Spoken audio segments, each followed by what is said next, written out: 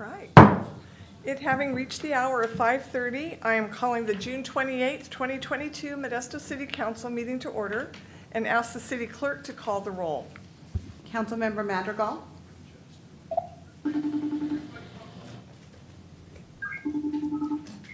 I do not see him on Zoom or in the chambers. Councilmember Ricky. Present. Councilmember Canoyer. Here. Vice Mayor Wright. Here. Councilmember Scutia-Brayton. Here. And Mayor Zwellen. Here. Will everyone please rise for the Pledge of Allegiance, followed by the invocation from Wade Patton from City Ministry Network. I pledge allegiance to the flag of the United States of America and to the republic for which it stands, one nation, under God, indivisible, with liberty and justice for all.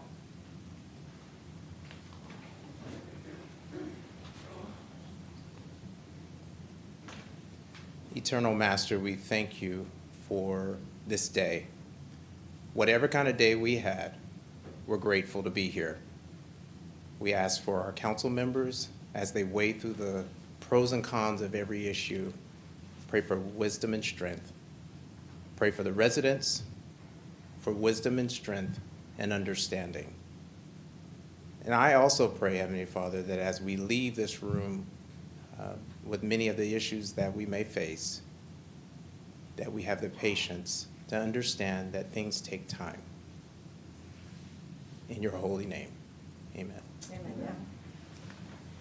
Thank you very much.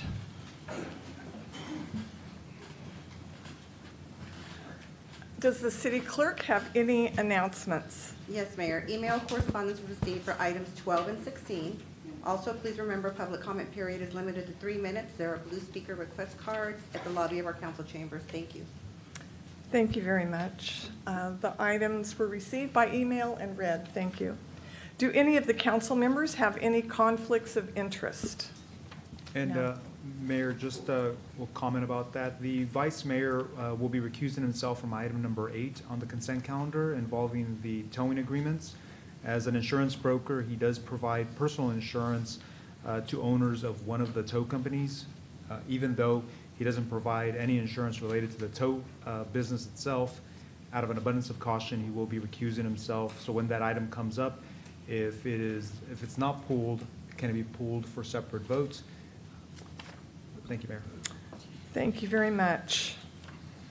And it will be pulled for future discussion. Next, we go to acknowledgments and presentations. Item 1, proclamation proclaiming July as Parks and Recreation Month. Hello, good evening. My name is Ashley Weaver with Parks and Recreation. Good evening, Mayor and Council. So tonight, we just wanted to come and visit and let you know that July is Parks and Rec Month. We're here all year long, but we really want to acknowledge the work that staff are doing throughout the year and how much parks and recreation facilities have an importance in our communities and the vital roles that they play. So we just have a little video to show, slideshow, some of the things that we've done throughout the year. And one of the things that we're most excited about is that we're here and we're back, and it is summer, and it is our first full summer since 2019, really. So, go ahead. Great. Are you ready? Yeah. Okay. It's on. There's no music. We could hum. Aw. Very nice. Oh, look at that.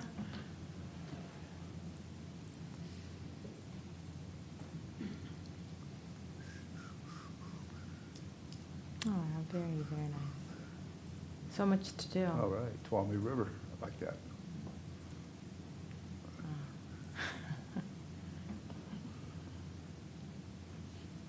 That's incredible. Wow.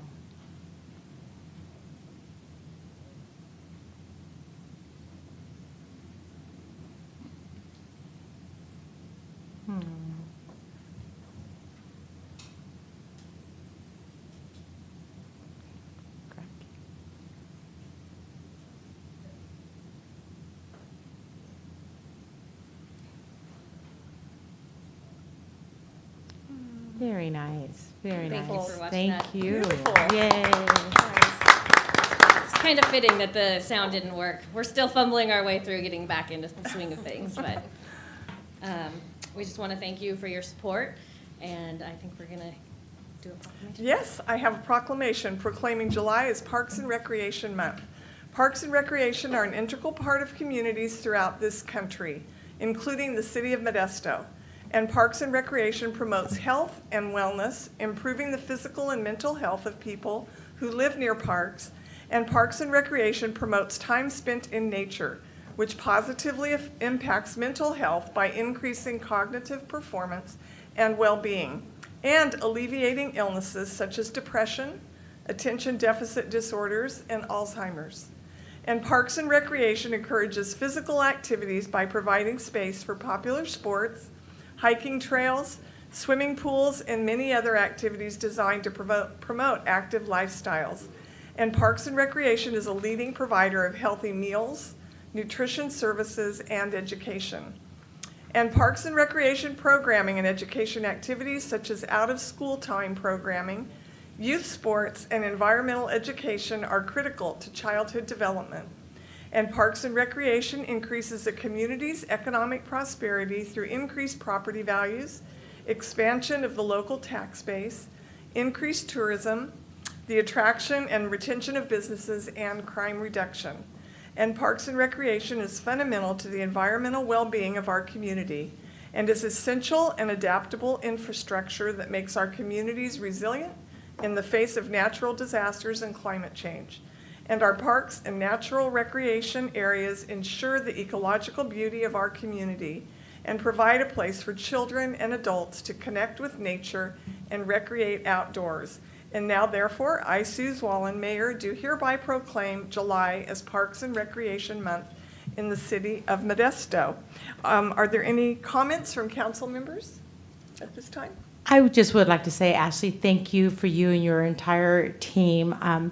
Modesto has 76 beautiful parks, all with different amenities, as the mayor indicated, but they all afford such fun and give us such a great option, especially during the pandemic, to get out there and just add value to the well-being of our community. So thank you for you and all your team and what you do in keeping those parks available to our constituents. Thank you. Appreciate it all. Thank you so much. We will come down and give you our proclamation. And I have a few, so there is a huge team that does this. Yeah. And I have a few of them with us tonight, so if they can join us for the picture, that'd be great. Sure, that would be wonderful. Oh, Councilmember Canoyer has a comment to make. Welcome, Jenny. Yes, I would like to thank Kaylee and everyone that works with Parks and Recreation for them being able to work through the pandemic, keep the programs going, and now realizing that we're back, hopefully, to where we were. And it's such an amazing department. They help so many people, especially seniors. They have lots of programs for seniors. So thank you very much for what you do and for what your team does. And also, children and people of all ages. And so congratulations on everything that you've accomplished. And I'm just glad to see that you're back in almost full swing. Thank you. Mayor, Thank I'd you. like to say something. Vice Mayor Wright. We have 76 great parks, but I can't wait until Tuolumne is 100% where it should be. The Tuolumne River is a jewel in this city that can be something that this whole community and also this valley would want to come and participate in. A lot of great things are going to happen down there, and I'm looking forward to the time that we have some funds and some more grants that we could really make things happen there. And also having an RV park there. That's what I want, an RV park. So Great, I thank you. appreciate it, and I have to make one brief comment. I spent my years growing up as a child at Grace Ada Park, every day, everyone in the neighborhood gathered there. So they're near and dear to me, and I'm grateful for the two women, Grace and Ada, that had the vision to make that happen, and I think it got us off to a good start. That's designed by the people that designed Golden Gate Park in San Francisco, by the way. The trees are unique, and it was all planned, so it's really impressive. But thank you so much for all of the people that participate to make it even better. We will meet you down to take a picture and give you the proclamation.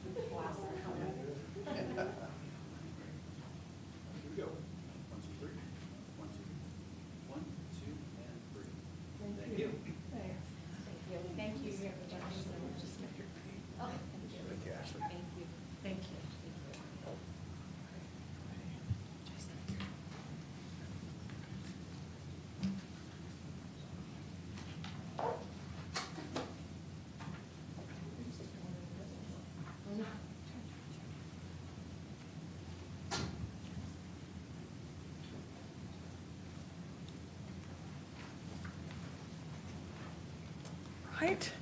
The next item on the agenda, item 2, Youth Commission update and recognition of Youth Commission Formation Advisory Committee members. And welcome Ashley again for this presentation. Thank you.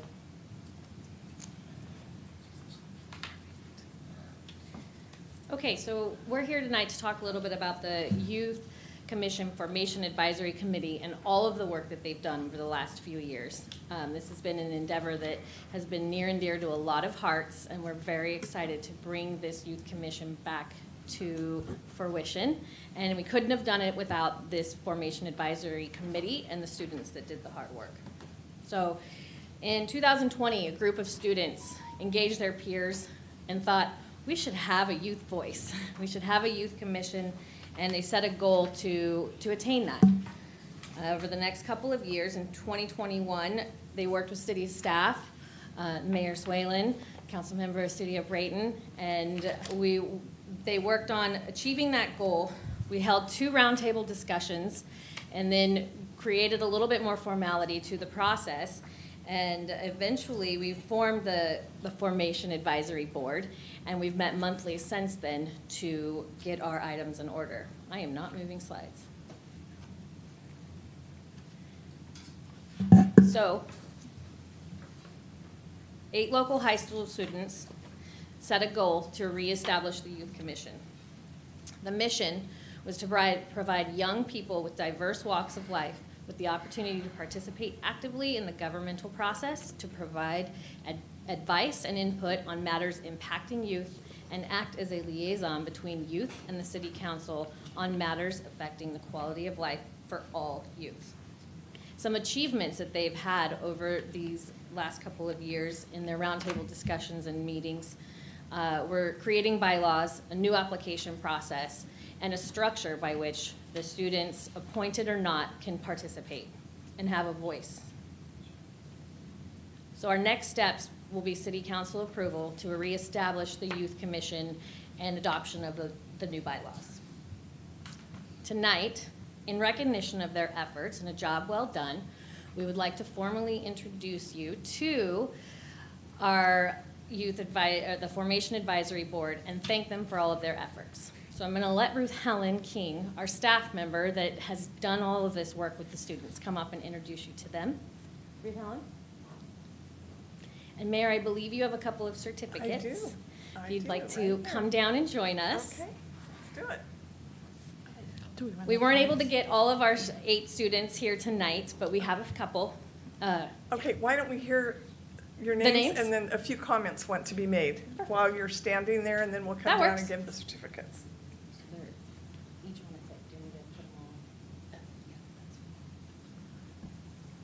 Well, I just want to thank these young people who pursued us to get this done. They are active, energetic, passionate, and they are going to do great things. Most of the young people that you see up there are headed for college this fall in the areas of public policy, microbiology, politics, social sciences. And these young people are going to be a force to be reckoned with. They are now, and they will be in the future. So I especially want to shout out two of our members who are here tonight. We have Irene Alvarez. Irene? Just say hi. Welcome. Hi, everyone. Thank you for being here. And we have, she's quiet but very forceful. And then we have a Haley Patel, who was our only junior this year, and I am so excited and thrilled to say that she will be coming back. Yay. Great. Good evening, Mayor, and good evening, council members. I think I'm really excited that there's someone on the advisory members that's going to come back next year. And as for next year, I'm really excited to see what we can do. And I wanted to say thank you, Ruth Helen, for everything that you've done for us. We could not have done it without you. I think this year was a fantastic way for myself to contribute with the community, and I've learned a lot about Modesto and everything that the city can offer. And it's an excellent way for youth to get involved. So one thing that we'll be prioritizing is really just getting kids, aware of the opportunity that we have, a place in Modesto where you can come voice your opinion. And also to the kids who are not on the advisory board, you can still voice your opinion. I mean, there's seats out here for kids to come and, sit and to watch the meetings. Even the Modesto City School, and regular meetings, those are really important. So I'd like to say thank you and for the opportunity, and I'm so excited for next year. So, yeah. Thank you, Haley. The young people who could not be here tonight because it is their summer vacation after all are Rana Bonenka, who is heading off to Stanford in the fall, Calvin Collin, Nithya Madam, who at this time is in India visiting her family, and she's off to Harvard in the fall. Wow. Taubert Bowie from Bayer High School, Michael Ballarat from Enox High School, and Sathan Perez from Downey High School. And we wish them all success. And like I said, watch out, they're a-coming. Right, thank you. We'd just like to have a couple of comments. I know Councilmember Scudia Brayton had some comments. If I may, thank you, Mayor, very much. I just wanted to applaud you ladies and the entire formation committee.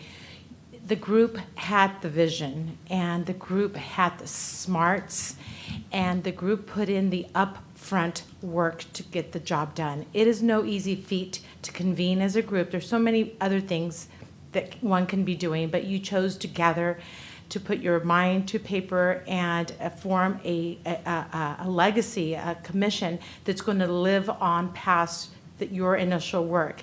So it's so honorable and so commendable that you took the time to do that. So thank you so much. I would love to say good luck in your future. However, you need no luck because, as you indicated, Ruth, they're a force to be reckoned with. And I just can't wait to hear just what you all accomplish in your life moving forward. Thank you for your contribution to Modesto. Yay. Yes, thank you. I'd just like to briefly make a comment. It was probably about 3 years ago, possibly 4, when Rana and Nithya knocked on my door at home, knocked on my front door, and said they wanted to get involved in community policy. They had opinions and ideas regarding reform in every part of government. And I knew that these young women were headed for greatness. They were humble, but very interested and engaged in what was happening in our world. So I cannot emphasize enough what Councilmember Scudia Brayton said, but I cannot wait to have more interaction where we hear from you what's important to you and what everything that we're doing, what that means to you and how it impacts your life. I'm really looking forward to it. So be anxious to get this all going in in real life, in real time, and I know that you'll stay on top of the issues and will help us make better decisions. So thank you for that, and we will join you. Oh, excuse me, we're still on Zoom. Councilmember Canoyer.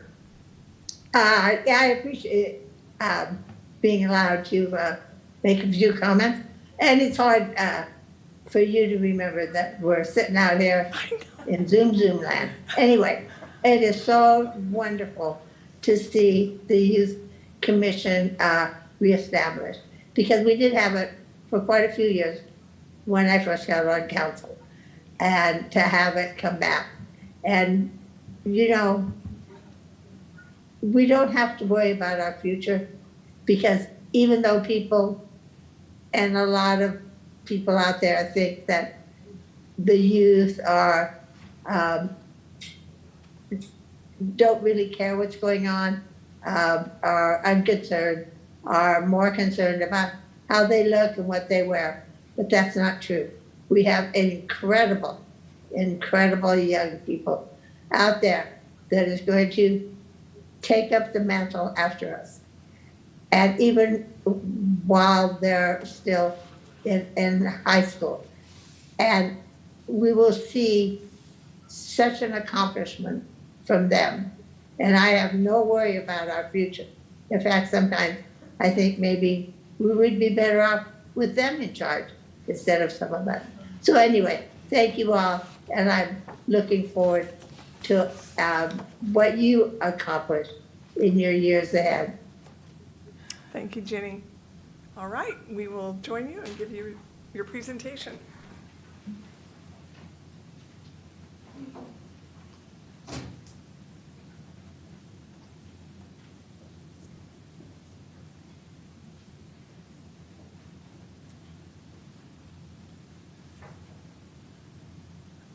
First of all, I will read it to you. On behalf of the Modesto City Council, I extend our gratitude to you for your interest and dedication in serving the youth community in Modesto, and for all of your hard work and service on the Youth Commission Formation Advisory Committee. Thank you very much, and this is for you. Yeah, really looking forward to it. You're very welcome. And then should we, these are the ones that are saying. Thank you. Great. All right, ready to go?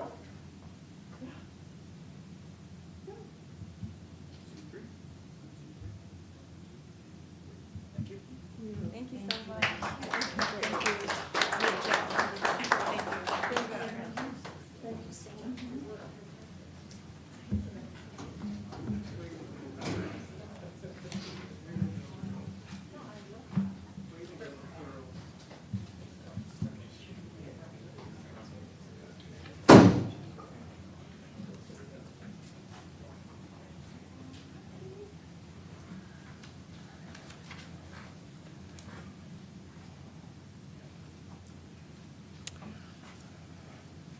All right, next is a public comment period. Does anyone wish to speak on any item under public comment? And this is for items that are not on the council agenda, and each person has 3 minutes to speak. I have one blue card. Well, I have 2, but one is for a consent item. This first one is from Lorianne Behrens. Welcome. My name is Lorianne Behrens. I live in the Coralwood Mobile Home Park on Coralwood. And I'd like to address the council about an incident that happened at the Coffee Clarentina Park about 10 days ago. My neighbor Mike took his little chihuahua over there to walk, and his dog Sophie was attacked by three pit bulls and killed. And my question is, I've only been in Modesto for 5 years, but the only park for dogs, and I have 2 dogs that I've gone to, is down on Morris Street, I believe it is, which is kind of a distance. The park behind me, I always thought it was Dragu Park, but it's Coffee Clarentina. It's just around the corner from me, like 2.5 minute walk. And it's a huge park. And I'm wondering why there's no fenced-off area for small dogs to go instead of people having to drive all the way down to the other side of town. So when his dog was attacked and killed, and luckily somebody was there, he had walked to the park, so somebody saw what happened. They immediately took him to the vet hospital on Stanford, and there was nothing they could do. Her insides were just torn out, and so I just want to know why there's no dog park there with that vast area that they have. Right. Okay. For follow-up on that, I'm going to ask Scotty Douglas to take your information and see if we can get very specific answers to your questions, and maybe give some information about where there are dog parks and what could be done further. Yeah, okay. All I right, so appreciate Scotty that. will get that Okay. information. Thank you, Thank you. Lorianne, for coming. All right. Next, I have Sebastian Jones.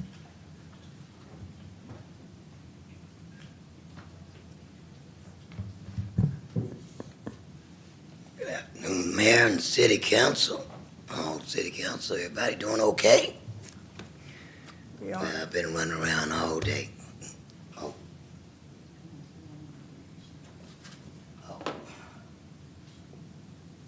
My name is Sebastian Jones with the Dr. Martin Luther King Committee.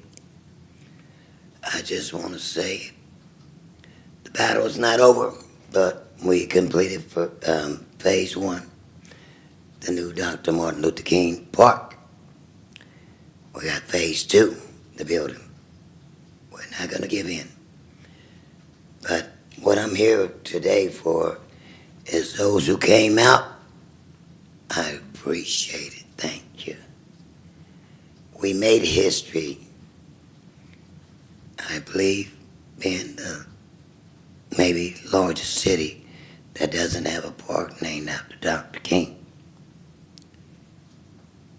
But we have one now, 601 Martin Luther King Drive, South, I believe it is. Well, we continue the event on my birthday, June 18th. And I want to present Mayor. Mayor, you had a busy day, but you still came out and supported. Your schedule was booked, and I appreciate it.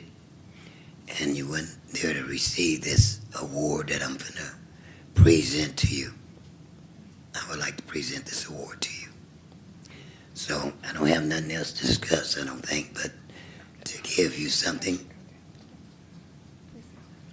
Okay. All right. Would you like Come me on to down. come down? All right.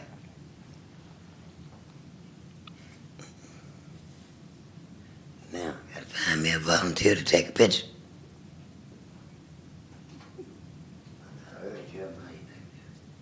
Thank you, buddy. You're welcome, sir. Get about 100 of them. Well, on behalf of the Dr. Martin Luther King. Portrait or landscape? All right. Both of them. Mayor, on behalf of the Dr. Martin Luther King Jr. Committee, Mayor Sewell, I want to present this token to you for support. And just coming out, I was so happy that day. Please want to get your picture now. You got plenty of them now. All right, thank you, buddy. Sebastian. Well, see, what I see in the meeting now, so I did good, did I? I didn't go to 4 or 5 minutes. Thank you. All right, once again, thank you, and thank our mayor. And I do that. I just gave out about 3 more today, so that's the end of me.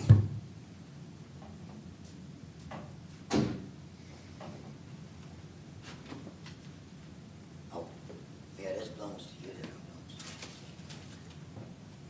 Oh, this is yours. Thank you, Dave.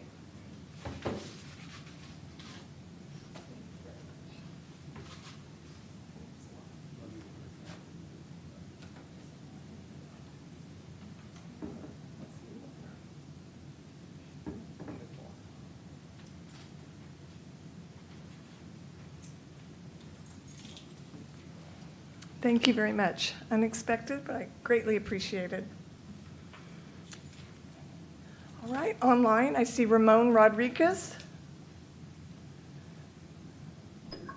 Good evening, Madam Mayor and City Council members. I am at Turlock right now waiting for my public comment, but tonight I'm speaking on behalf of women's rights and the right to have an abortion. I know you and Kanoyer used to be nurses and worked in the healthcare industry, but the recent Supreme Court ruling is a huge setback for women's rights. It's really devastating to see what's going to happen when you take away the right to reproductive health care, because abortion is health care. And I spoke to the Board of Supervisors earlier this morning, and I'm going to do the same for Turlock to let them know that women's rights should not be infringed at all. And oh, sorry. Yeah, sorry. Yeah, sorry. Anyways, I'm asking that Modesto should show support for women's rights as always, and not to infringe, because what's going to happen is when that's banned, women are going to die or commit suicide. Doctors, healthcare workers are going to end up facing felony charges for performing a healthcare procedure, and the whole world's going to look at our country as a laughingstock because we took away the fundamental right for a woman to have an abortion this is really emotional, and I'm really nervous and shaken, but you know what I'm saying. Anyways, women's rights should not be infringed. I'm tired of so-called freedom fighters and patriots telling us that they support freedom one way or another, but they want to take away our rights, our freedoms, and our liberties as stated in the Constitution. And also the last words of the pledge says, for liberty and justice for all. We're not seeing that. So anyways, I'll have to go. And hope that will put a lot of wisdom for everyone. Thank you. Thank you. All right, is there anyone else wishing to come forward to speak? Welcome.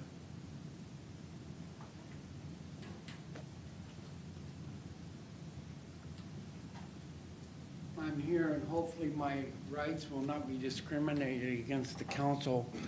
I am here once again, and nobody from the council will call or try to talk to me about the sidewalks of which I was heard on, and you claim you didn't know that it was there, but all of a sudden you claim all this and you want a 1% action for fixing the sidewalks, but yet you claim there's nothing wrong with them.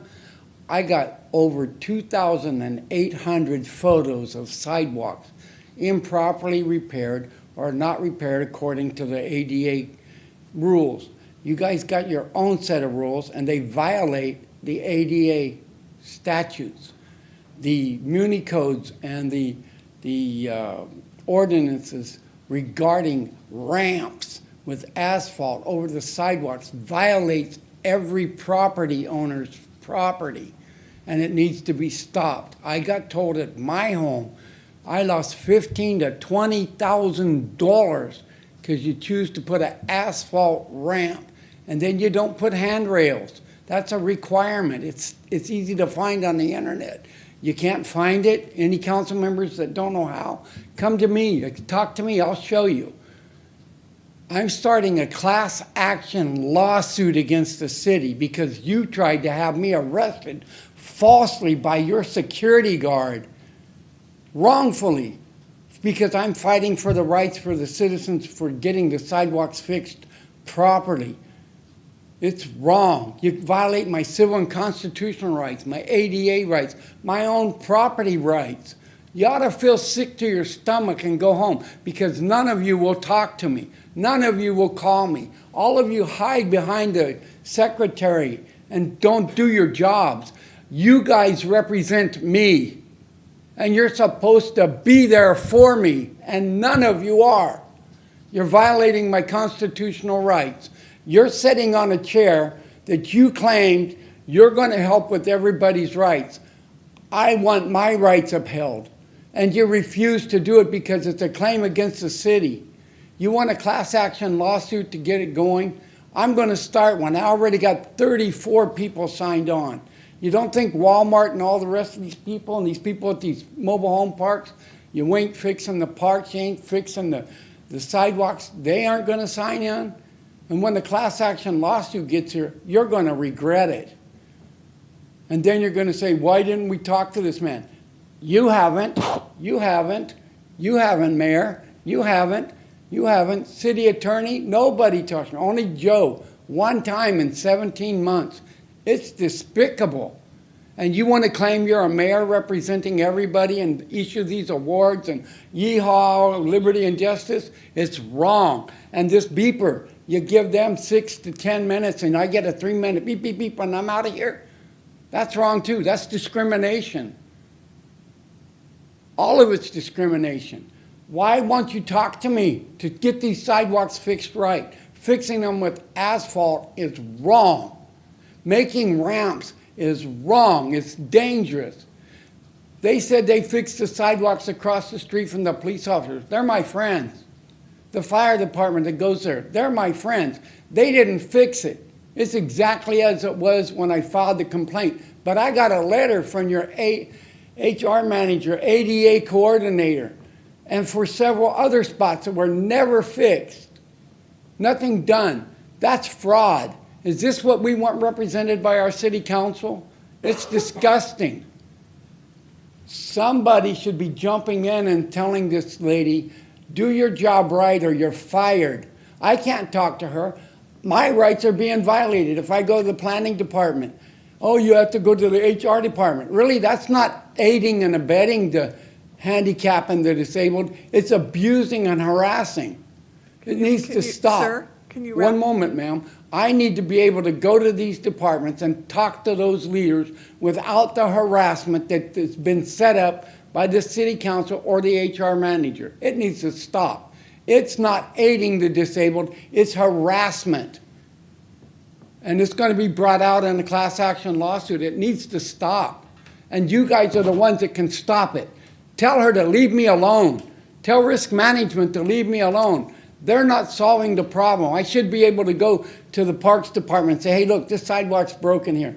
Streets and sidewalks should be there over there. Okay, yeah, we'll get it fixed. It's not happening that way. Yes, ma'am. Can you please finish? Well, I just did. I said thank you, and I thank you. But great. I wish that the council, one of you would grow a pair and come out and talk to me. Hiding behind the city walls is not the right thing. That's not what you took the oath for, none of you. And if you can't obey the oath that you took, get off the seats. Get off. Are there any other members of the public who would like to speak at this time? I do not see anyone online. Okay, sure. Welcome. Good evening, Madam Mayor, members of the City Council. My name is Richard Sanders. I am a 25-plus year combat veteran of the Armed Forces. I am also a board member of the Stanislaus County Veterans Foundation. I'm here tonight with a few other veterans and a local business owner to discuss something that has, especially of late, been an issue amongst the veterans community, and that is consumption lounges for cannabis products. We see bars on every corner, and if you've ever looked at any research regarding PTSD and alcohol, you obviously have seen the dangers involved there. I am living proof that alcohol can have a very detrimental effect on PTSD. I came very close to ending my own life a few years ago. Stopped drinking about a year and a half ago. Never in my life have I tried cannabis. I was on multiple prescriptions from the VA, from personal doctors. I was brought to an organization that supplies cannabis products for disabled veterans, for veterans. I have since gotten off almost all of the highly addictive and dangerous drugs that I was on initially. According to my family members, those that are closest to me, I have led the best life I have led in years since my retirement from military service. One of the things that we come up with in the military is it is a very alcohol-involved community. That's all servicemen learn. Fight, drink, fight, drink. When you get out, you lose that support system in many cases of your battle buddy, your social ability. And that's what we see now with cannabis has helped a number of veterans avoid up to and including suicide, which I've put 2 of the guys that I served with in the ground due to alcohol-induced suicide. Like I said, me personally, I've lived my best life over the last few years ever since I found it. One of the things, though, that you talk to any veteran that they miss is that sense of camaraderie. But we don't have any place to gather and have that camaraderie and use medical cannabis. In our Veterans Foundation facility here in Modesto, beautiful facility, we have a bar, we have a happy hour. But what about all the vets who don't drink? There is always that stigma associated with going to happy hour. What if you're a recovering alcoholic? You tend to want to avoid those kinds of places. Veterans need a place where they can consume reasonably, all things in moderation, and be able to socialize. That is one of the biggest therapies that we have ever found for PTSD, for depression, is you get to talk to your battle buddies. You get to talk to people who have gone through what you've gone through. We've seen and done things that most Americans can't even imagine. And it helps beyond measure when you have the ability to commune with those who've shed blood in the same mud as you have, so to speak. And it is a detriment to the veterans community that we can't do that with a legal and medicinal product. But yet, if we want to go into any bar in Modesto, we can get ourselves stupid drunk, but we can't get around each other and use something that has medical purposes behind it. So we're wanting to put that on your radar. I had been implored to send the council an email beforehand to kind of line out some of our details. And I do apologize to the individual that implored me to do that. It did not happen, but hopefully this can at least start the conversation. And I do apologize for going over my time. Oh, no, I don't know if you did. I just noticed the light that came on. The timer wasn't on for some reason, but that's okay. Oh, well, I saw it up there. Oh, was it? Yes, ma'am. I wasn't even noticing. I was listening to what you were saying. Thank you very much for your comments, and do send that email. Yes, ma'am. Okay, thank you very much. Appreciate you being here. All right, are there any other members of the public? Yes, welcome.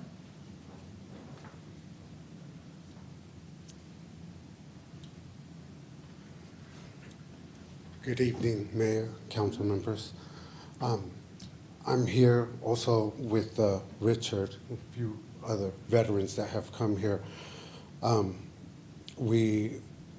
lot of us deal with a lot of isolation, a lot of PTSD issues, and the reality is we don't get together very much.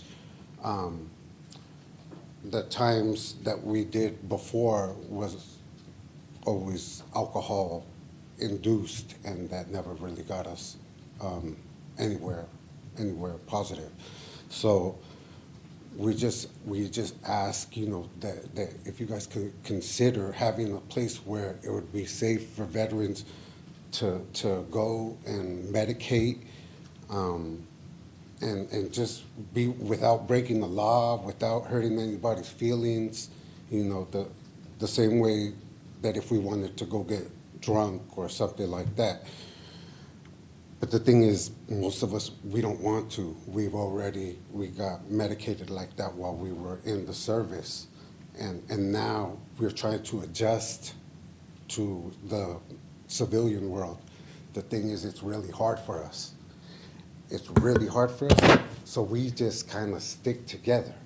So if there's no meeting, if there's no place for us to socialize and get around, it's just more of us that are depressed, more of us taking it out on our wives, on our children, and it's not right. Right now in this country, there's 22 veterans every day that commit suicide, every single day, and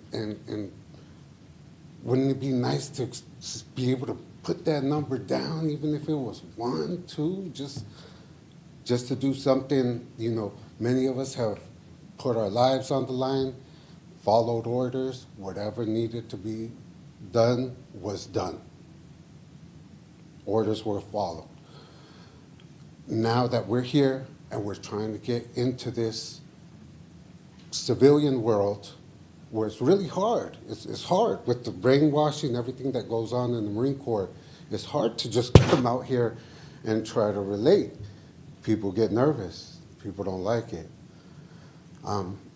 We're a group of veterans, and we are trying to do things correctly, do things legally, do things in a positive manner so that we could help each other and get through this, because that's really, we're the ones that we end up talking to.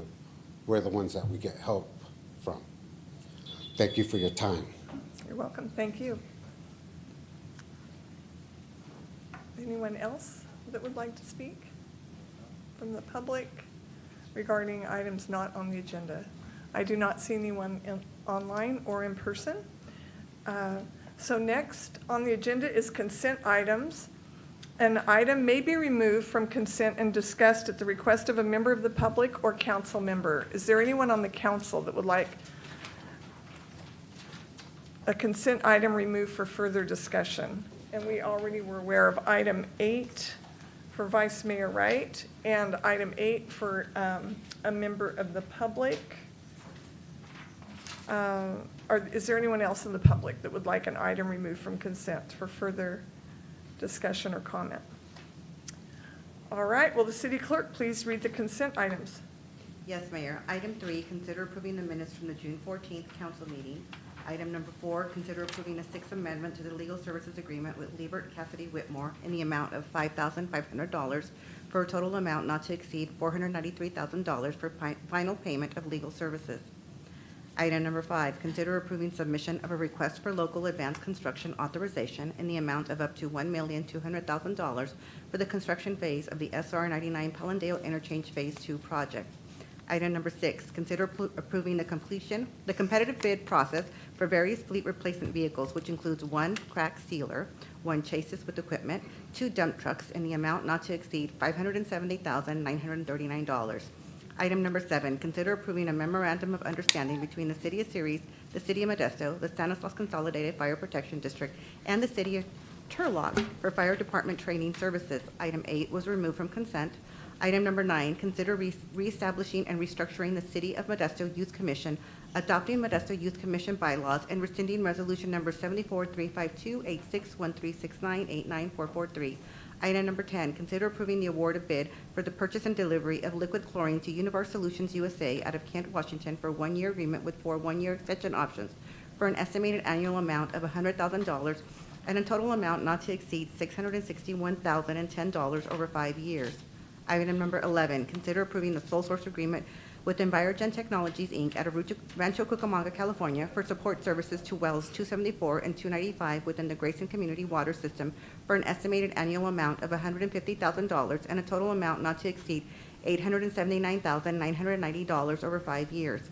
Item number 12, consider rejecting all bids for the Loma Phase 2 Straighten and Replace Water Mains Project and authorizing staff to re-advertise the project for bids at a future date. Move to approve all consent items except consent item 8. Second. All right, I have a motion and a second. Will the city clerk please do the roll call? Councilmember Madrigal. Aye. Councilmember Ricky. Aye. Councilmember Canoyer. Aye. Vice Mayor Wright. Aye. Councilmembers Gutierrez-Brayton. Aye. And Mayor Zwellen. Aye, so the motion carries 6-0. Thank you very much. And items removed from consent, item 8, consider accepting the city manager's recommendation to award non-exclusive, non-consensual franchise towing services contracts, to 12 applicants and scheduling a public hearing to consider the award of contracts. And it looks like we have our Assistant Police Chief, Ivan Valencia, here. Thank you. Welcome. Good evening, Mayor, and good evening, City Council.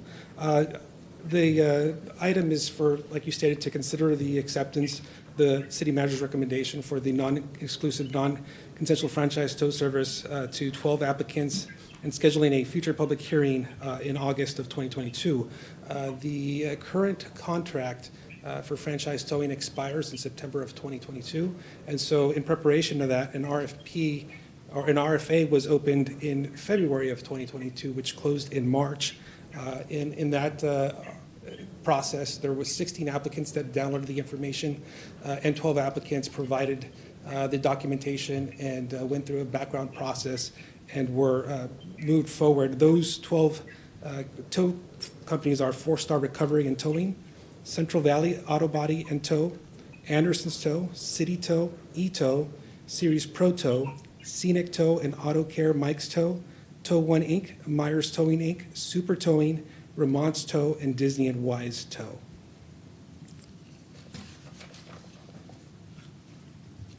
So on May 20th, those applicants, those 12 applicants to the city managers were referred to the city manager's office for review. For the last 13 years, the Modesto Police Department has managed the franchised tow agreements, and the process has remained relatively the same. The main differences is that starting in the new contract, for the first 2 years, the fee will be at $75, and then after the third year, 781 days, the fee then increases to $85 per franchise tow. Any questions? All right. Yeah. Thank you very much for that report. Does council have any questions of staff? I don't see any online or in person. So thank you, Ivan, for your comment. Next, we will open to the public. I have Eldo Harris. Yes. Welcome. Good evening. Good evening. Regarding that franchise tow agreement, and they put 2 raises on their, for their franchise fee of 75 and 80. Right now, we're paying $70 for every tow that we tow for them. The tow that we were getting $240 for the tow, and after they minus out the $70 for the franchise fee, the $18 for auto return, so we get $152 for the tow.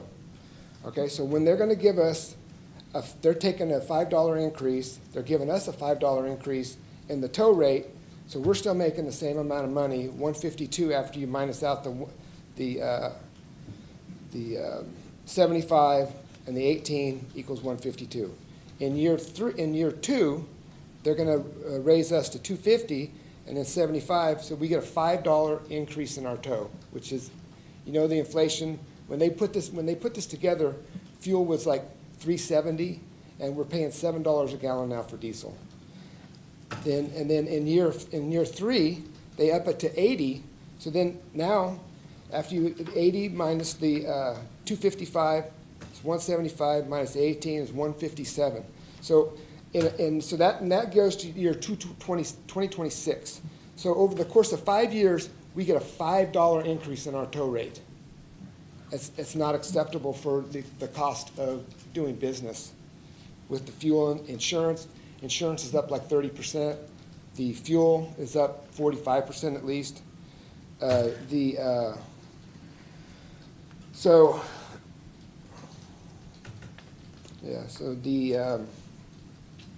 our CHP rates are, the comparison to, I mean, they're going to go to, we're at 240 now, and they're going to give us to 245. My just approved CHP rates are 290 for light duty, and the storage is 100 for inside and 95 for outside. And what they're proposing is on year 1, 65 for outside and $70 for inside. And on heavy duty, they're giving us $74, and on Class C, we're getting $120 for what we're charging for the highway patrol. So and then also they did in their other additional charges is $75 for additional truck. And then that hasn't changed in the past 2 franchise agreements, the same amount. And also for the time expended after 60 minutes is $90 per hour. That hasn't changed in the last 2 tow service agreements. And I've been towing for the city of Modesto for over 20 years. And I was involved in the first franchise agreement that got scuttled, and then the next ones. So, we didn't really get any input in the pricing. I sent them an email. CHP gave us a 15% increase right when the fuel prices went up. And then they gave us another one for starting on July 1. So these rates, we need to address these rates because we're not going to be able to. I'm the only one for the city of Modesto that tows the heavy duties right now. And I tow all the abandoned motorhomes, and I dispose of them at my cost. I pay to do that. The Super Tows here, he also is on the list that's going to come on the next franchise agreement. He has the same capabilities as I do, but even with that, we won't be able to afford to do those heavy-duty calls and dispose of those vehicles at these rates. I mean, and it's a voluntary list, so I'm going to have to bow out of that list.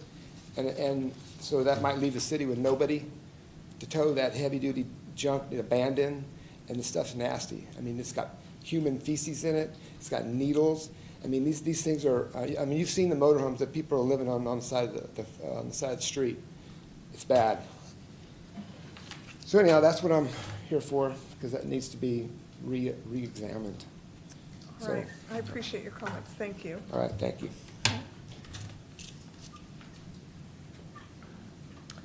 All right. Are there any other members of the public that would like to come forward and speak at this time? Is that on consent?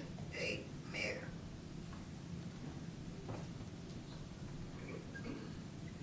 Is that on the, excuse me, Mayor, is that on consent 8? Yes, item 8. Oh, well, make sure the public be notified if it's going to be a rate increase, if they're going to do something different. Thank you. All right.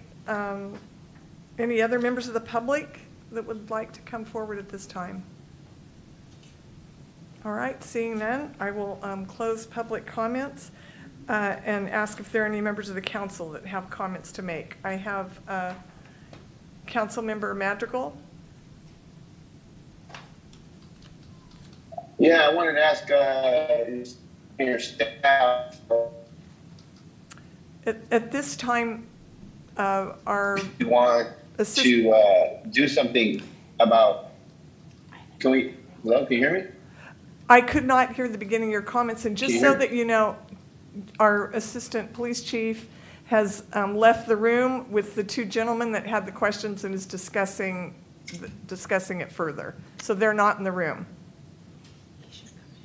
All right, so then, I don't know, can somebody else comment, speak to what options do we have as a council, like right now, if we want to ask staff to go back and address some of the concerns, especially cost-wise and also obviously having to do with our budget and what we can afford in our budget. Like, I think the gentleman that made some excellent points about, the cost of fuel and how that's, impacting their cost of business and whether or not this bid, for lack of a better word,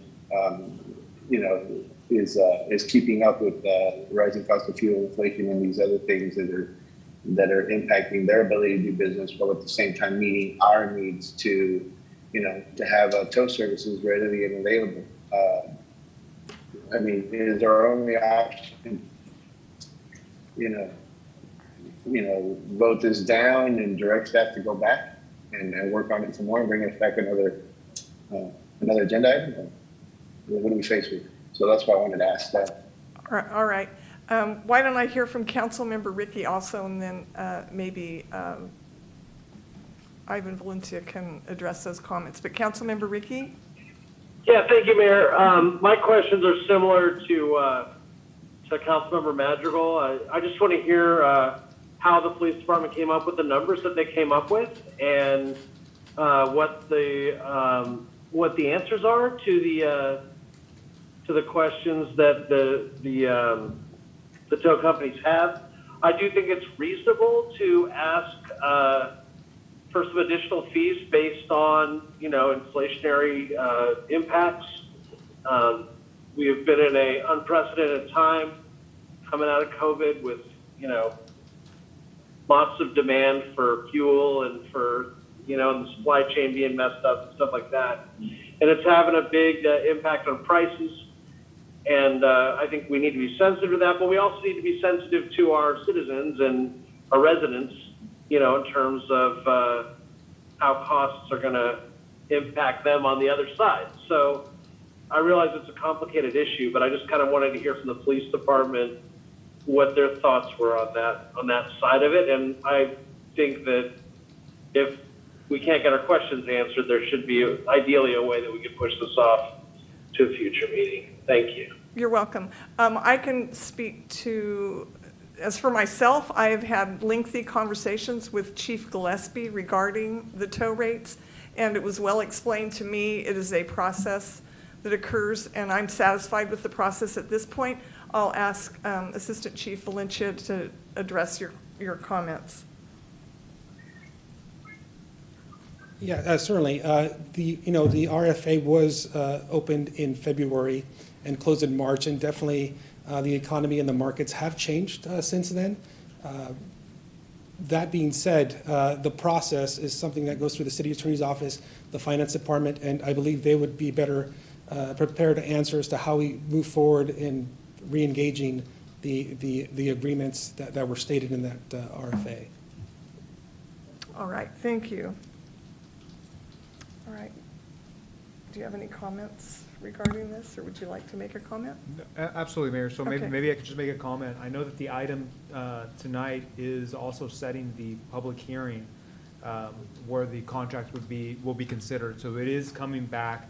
This is pursuant to your municipal code. The municipal code has a certain process for issuing this franchise agreement, this tow agreement, which requires setting up a public hearing.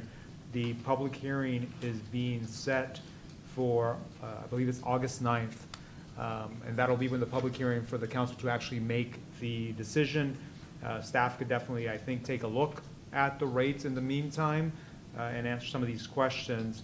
However, I will point out that as far as your staff report does indicate the amount being charged, and maybe, again, staff could go through in the hearing, but it is to recover the costs for administering this program. The fiscal impact of the staff report does indicate that it is pursuant to the vehicle code, section 12110, which does allow a fee in connection with the award of the franchise for the towing of the vehicle on behalf of the public entity in an amount not to exceed the actual and reasonable costs incurred in connection with the towing program. So I know staff analyzes how much the towing program costs in order to set these fees in the agreement. Thank you very much. May I ask a question, Mayor? Sure. So this is for council. So it's unclear to me why an award, so the consent item 8 is to award the contract and then also to establish a public hearing that, as I thought I heard you say, would take place August the 9th? Yes. So how does one award the contract and then have the public hearing? So what it's doing, it's actually accepting the city manager's recommendation to award non-exclusive agreements for the towing, and then it sets the public hearing for the actual consideration of the applications for the actual award. So it's a two-step process.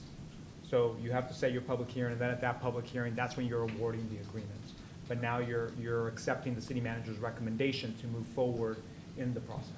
So a yes vote in moving consent item 8 today would not solidify any rates or any rates.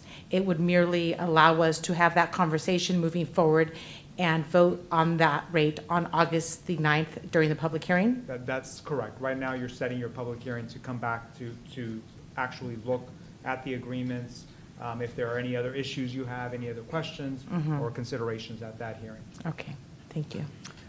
All right, Councilmember Madrigal, is your hand up?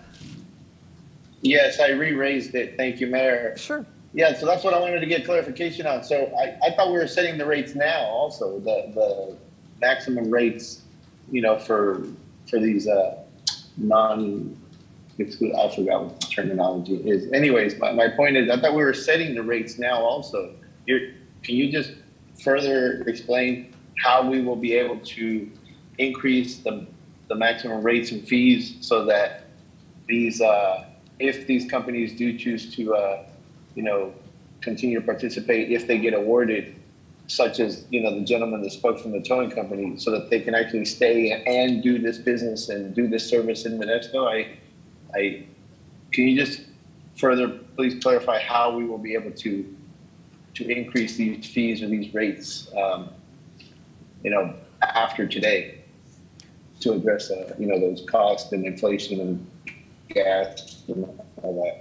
So maybe staff. Issues that they have. So staff could probably answer as far as what goes into the calculations for the rates. However, again, tonight, the action you're taking tonight, the resolution being recommended is to accept the city manager's recommendation to consider the award of non-exclusive, non-consensual franchise service contracts and consider those applications, setting a hearing on August 9th to consider.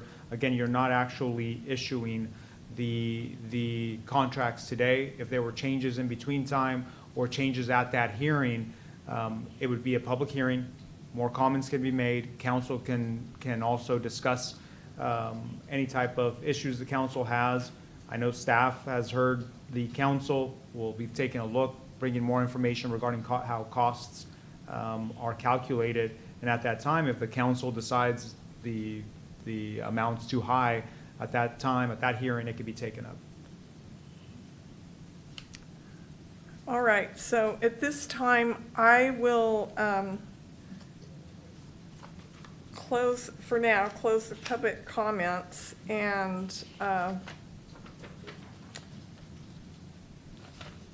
going to move that we accept the recommendation for 8, the staff recommendation all for right, 8. so thank you, Jeannie. I'll read the resolution. This is a resolution accepting the city manager's recommendation to award non-exclusive, non-consensual franchise towing services contract to 12 applicants, declaring city council's intention to consider the applications at the August 9th, 2022 city council meeting, and directing the city clerk to publish notice of the hearing in accordance with Modesto Municipal Code, Section 11-2.05, and the SCQ, what does that stand for? It's SEC. Okay, that's SEC. And I have a motion from Councilmember Knoyer. Do I have a second? Second from Councilmember Brayton. Will the clerk please call the roll? Councilmember I Madrigal. had my hand raised. I have my hand raised, Madam Mayor. All right, go ahead. Okay, so I just wanted to get a feedback from staff. Is staff going to attempt to address the cost and inflation and fuel consideration issues that the towing company gentleman that spoke raised prior to the hearing, so that something can be done about the rates before the August hearing? All right, I'll comment on that. If that's going to get addressed, then I don't have any problem voting for it. But if staff is saying no, we're set in stone today, then I'm going to have to vote against this. Okay, thank you for your comment. Chief Valencia did talk to the gentlemen that were here. There was some conversation. So we have a motion and a second. Of course, we'll continue to engage with the towing companies as we would normally do as part of our review of this process. That's the beauty of this process. When people say it's slow, it's because we do it correctly. So the fees and So just the question, so the fees and everything, so we're not set in stone if we vote on this to move this forward today? That's what I'm hearing? It was described to you, I believe, as clearly as it could be. So we have a motion and a second. Will the clerk please call the roll? I was just looking for a yes. Yes, or Mayor. no. I don't Councilmember understand. Madrigal, Aye. Councilmember Ricky, No. Councilmember Canoyer, Aye. Councilmember Scutia Brayton, Aye. and Mayor Wallen. Aye. So it passes 5-1. Is that correct? 5-1? 4-1. Because. And one recusal. One recusal. Thank you. That's what I thought it was initially. Thank you very much.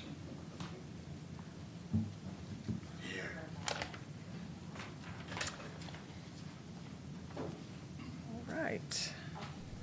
Next is our council comments and reports. Do any of the council members have any comments and reports? I do have an item there. Councilmember Scutia Brayton? Thank you very much. We haven't convened as a council in a couple weeks, but I wanted to highlight a significant community event that happened on June the 17th, and that is the fire graduation and promotional ceremony. And this was a significant event because it celebrated the graduation and promotion of more than 36 individuals. And these individuals are just the best of the best in Modesto.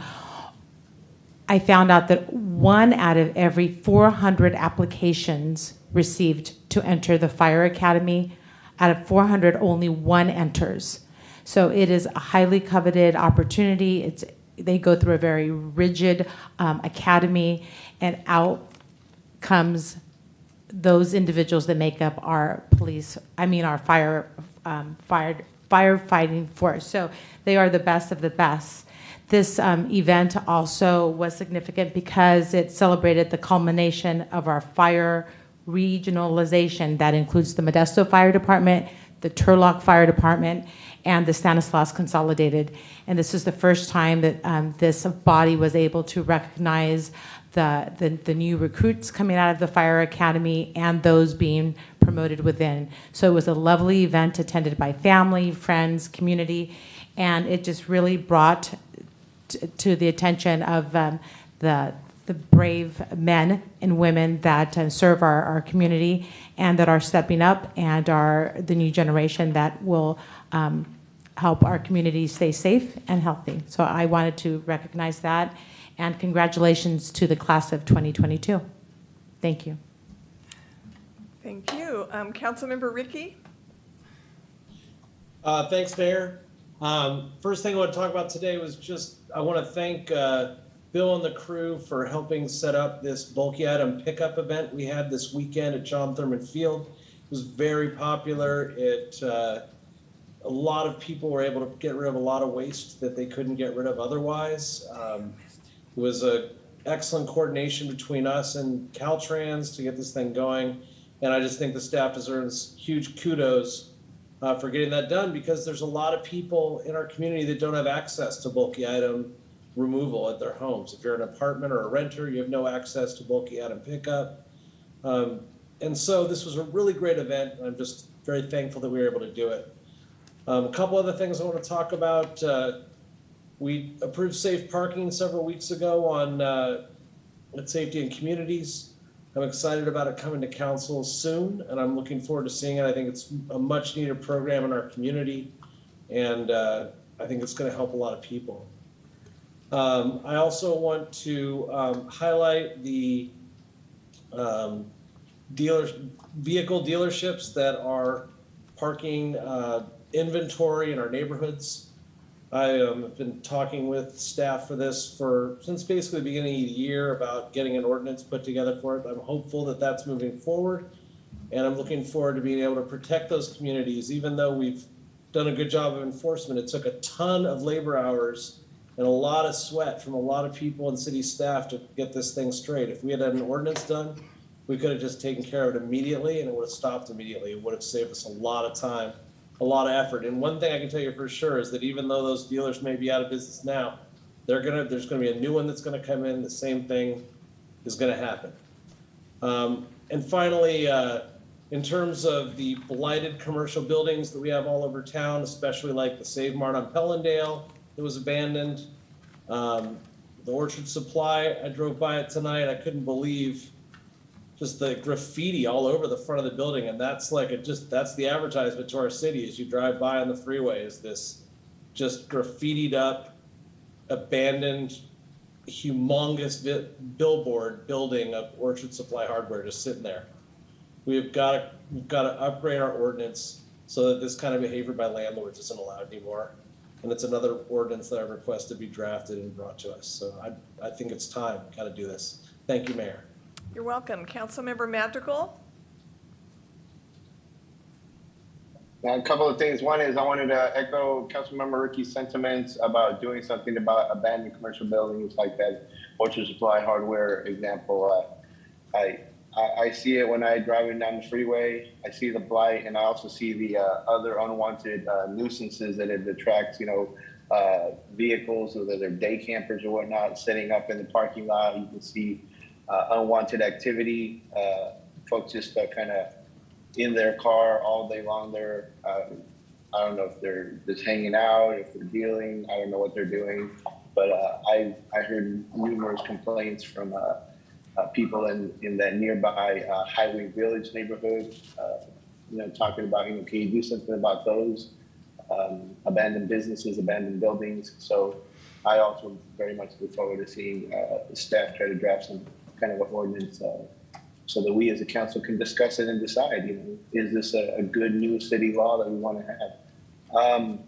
Also wanted to talk about the need to have, I really think that we need to invest, especially now that we're trying to recover from the pandemic, we need to invest in some, I think it's a small, low-level infrastructure in some key commercial areas. For example, on 8th Street, a lot of people know that area commonly known as the taco trucks. There's this, one block one block there where there's a lot of mobile food trucks that have been there. They were the pioneers, many would say, and they provide access to what I would say are low-cost meals. I know I'm a frequent consumer. In addition to that, they provide jobs for people there. But the condition of the sidewalk and the paved area there is just horrible. And about 5 or 6 years ago, I got an estimate from city staff that it would only cost about, I think it was like $80,000 just to repave that whole area and make sure there's a walkable sidewalk that does not have huge potholes that create these huge puddles and it's really just pedestrian unsafe, for lack of a better word. I really would like to see what we can do, given that we have this one-time funding, and I brought this up before.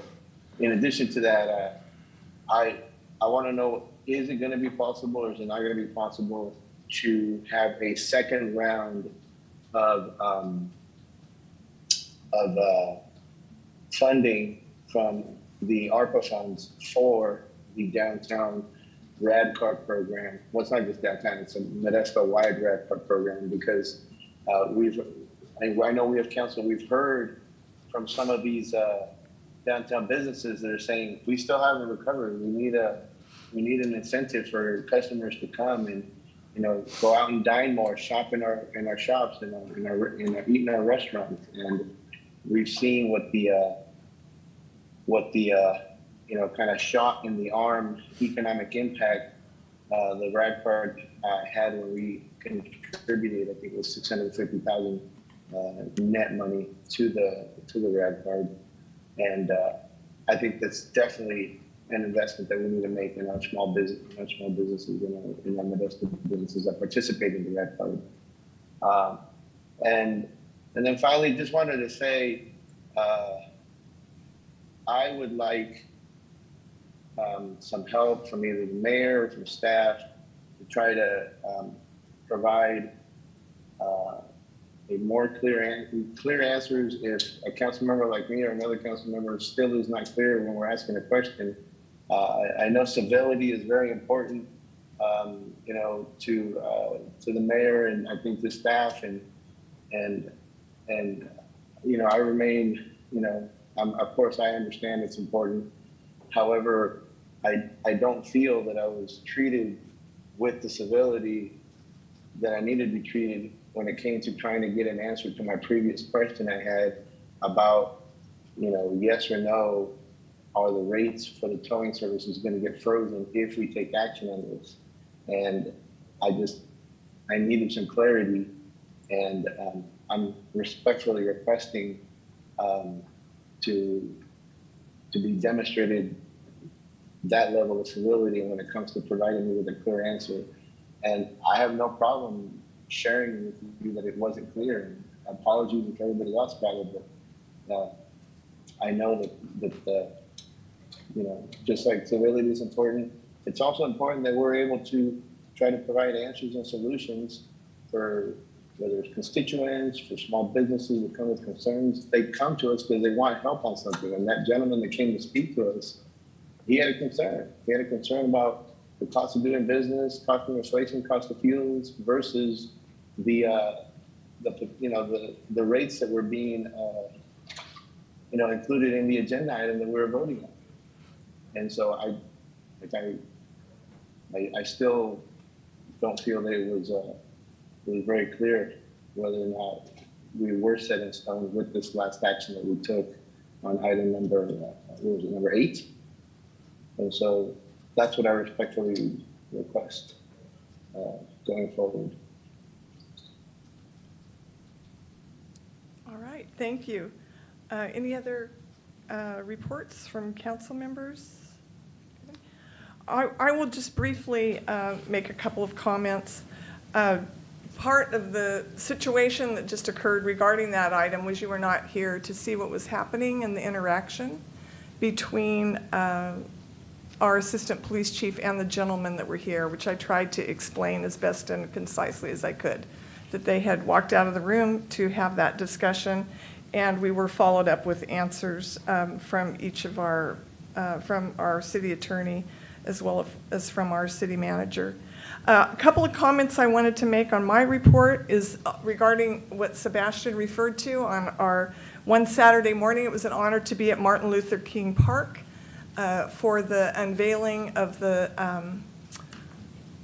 for lack of a better word, the monument that is there on the corner of California Avenue and Martin Luther King Drive. It's beautiful.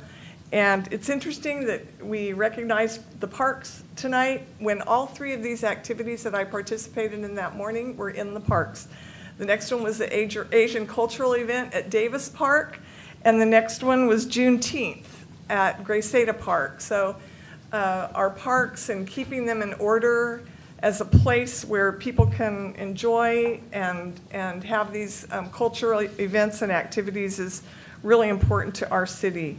So it was really exciting to be there, and I appreciate the award that I received tonight. So that's it from council member comments and reports. Next is city manager comments and reports. Does the city manager have any comments? All right, thank you very much. No comments. Next on the agenda is hearings.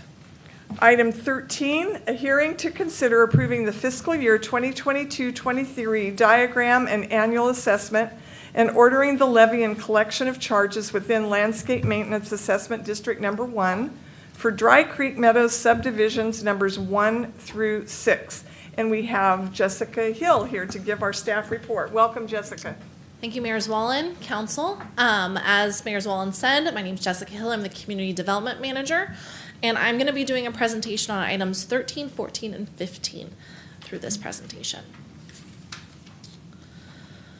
So a little bit of background, the city has 2 landscape maintenance assessment districts and a lighting and landscaping district. And so this is the final action taken by council this year in order to authorize the levy on the tax bill for fiscal year 22-23. So a little background of LMAD 1, it was formed in 1988 and it consists of 749 residential parcels. It's located east of North McClure Road and southwest of the Modesto Irrigation District, lateral number 2 and Claus Road. The district provides funding for landscape maintenance along the public right-of-way, street medians, and areas adjacent to the control walls in the Dry Creek Meadows subdivision. When the district was formed, no annual escalator was adopted, and the assessments have remained the same since 1996 at $26 per parcel. LMAD 2 is directly south of LMAD number 1 and pays for the similar sorts of items as landscape maintenance within the public right-of-ways. It consists of 590 residential parcels and 18 commercial parcels. And for this maintenance assessment district, it's adjusted annually according to the Building Construction Index of the San Francisco Bay Area in the second week of March. So for the 590 residential parcels, the amount we're levying is $45.78 per parcel. And for the 18 commercial, it's $232.64 an acre. So next up is the Shackelford Lighting and Landscape District. The district was formed in 1999 by Stanislaus County and was transferred over to the City of Modesto in 2012.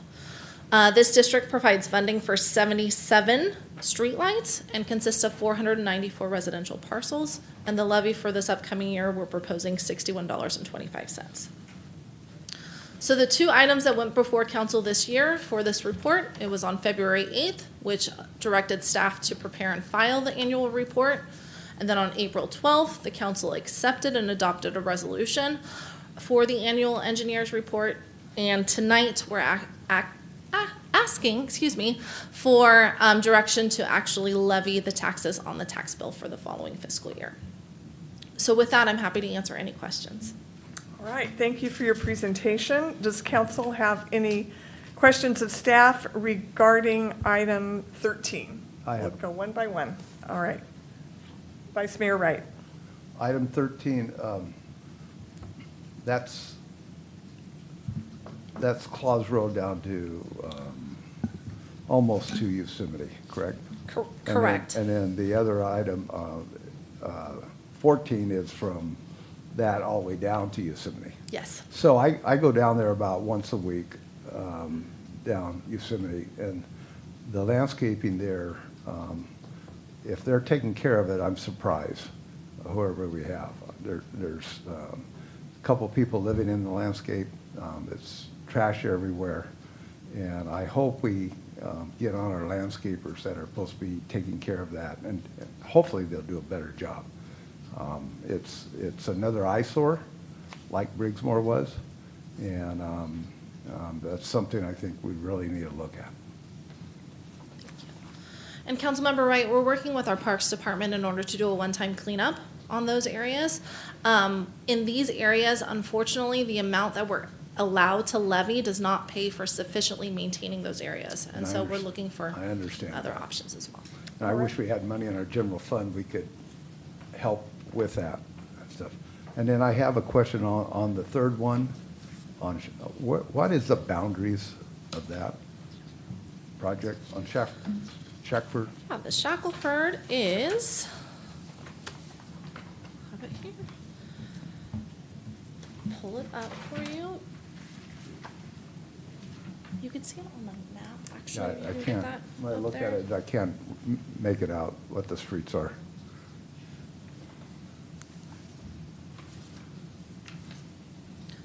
Oh, let me pull that back. Yeah, there we go. I'm just trying to get a picture of where that's at. I know it's off of Crow's Landing. Okay, Shackelford School's right there in the middle of it. okay. And then it's for the Go down the hatch? I believe so. Okay. Okay, thank you. You're welcome. All right, any further questions from council for staff regarding item 13? So I will hit the gavel. I'll now open the public hearing. Are there any members of the public that would like to come forward on this item? I do not see anyone in person or online, so I will close the public comment period. Any comments from council members? Seeing none, we have a resolution approving the fiscal year 2022-23 diagram and annual assessment and ordering the levy and collection of charges within Landscape Maintenance Assessment District 1 for Dry Creek Meadows subdivisions numbers 1 through 6. Do I have a motion? I'll make the motion. Motion by Vice Mayor Wright. Second. Second by Councilmember Scudia Brayton, and I'll ask the city clerk to please call the roll. Councilmember Madrigal, Aye. Councilmember Ricky, Aye. Councilmember Canoyer, Aye. Vice Mayor Wright, Aye. Councilmember Scutia Brayton, Aye. and Mayor Wallen. Aye, so it carries 6-0. Item 14, a hearing to consider approving the fiscal year 2022-23 diagram and annual assessment and ordering the levy and collection of charges within Landscape Maintenance Assessment District Number 2 for Dry Creek Meadows subdivisions numbers 7 through 10, Creekwood Meadows subdivision, and Yosemite Meadows subdivisions, Unit 1 and 2. Will staff please come forward with a report if you have anything more to say regarding this? No, I have no other report for this. Okay, any questions from council to staff on item 14? Yeah. Vice Mayor Wright? So is this raising the amount that we'll be collecting for these? This year is an increase of LMAD 2. And will it be enough to cover the landscaping that we need to do in those areas? So we'll have enough right now to do the one-time cleanup for the areas, and we're hoping to increase our level of service for the following year based on this increase. And this is something we look at on a yearly basis, or is it every so many years or what? This is something we look at an annual basis. Annual basis. But we are limited to how much we can increase it each year, and it's based on the building cost index set by the engineering news record. And what's the building cost index for this year? This year it went up 25%. Okay, thank you. You're welcome. Thank you very much. Any other questions from council members? Seeing none, I'll now open the public hearing regarding item 14. Are there any members of the public that would like to come forward to speak on item 14? Seeing none in person or online, I will close the public comment period and ask council for further comments. Seeing no hands raised or anyone in person with comments, I have a resolution approving the fiscal year 2022-23 diagram and annual assessment and ordering the levy and collection of charges within Landscape Maintenance Assessment District Number 2 for Dry Creek Meadows subdivisions numbers 7 through 10, Creekwood Meadows subdivision, and Yosemite Meadows subdivision units 1 and 2. Do I have a motion? Motion to approve? Motion by Vice Mayor Wright. Second. Second by Councilmember Ricky. Will the clerk please call the roll? Councilmember Madrigal, Aye. Councilmember Ricky, Aye. Councilmember Canoyer, Aye. Vice Mayor Wright, Aye. Councilmember Scutia Brayton, Aye. and Mayor Wallen. Aye, so it carries 6-0. Next is item 15, hearing to consider approving the fiscal year 2022-23 diagram and annual assessment and ordering the levy and collection of charges within the Shackelford Landscape and Lighting District. Is there any additional comments that you would like to add? Right now. Staff? None No, at this thank you. time. Does council have any questions of staff? I do. Vice Mayor Wright? The more I sit here, the more questions I have. It's okay. So are these fees going to be enough to really take care of these locations? So the final location, the Shackelford, is a lighting district, and so this is to pay for the 77 street lights there. Okay. And so how it was formed is the city is allowed to levy the total cost of what that electricity is, and so this district covers the entire cost. Great, thank you. Yes. All right, thank you. I'll now open the public hearing. Are any members of the public wanting to come forward to speak on item 15? Yes. All right, welcome. Now, maybe. No, what she was saying on the Shackelford district, you said something about it would cover all on the west side, right? Shackelford, you were saying that this increase is gonna cover what? So this levy is to assist with paying for the 77 street lights within the Shackelford lighting district. Only in that district? Only in that district. Yes. All right, thank you very much. Any other members of the public that would like to make a comment on this item 15?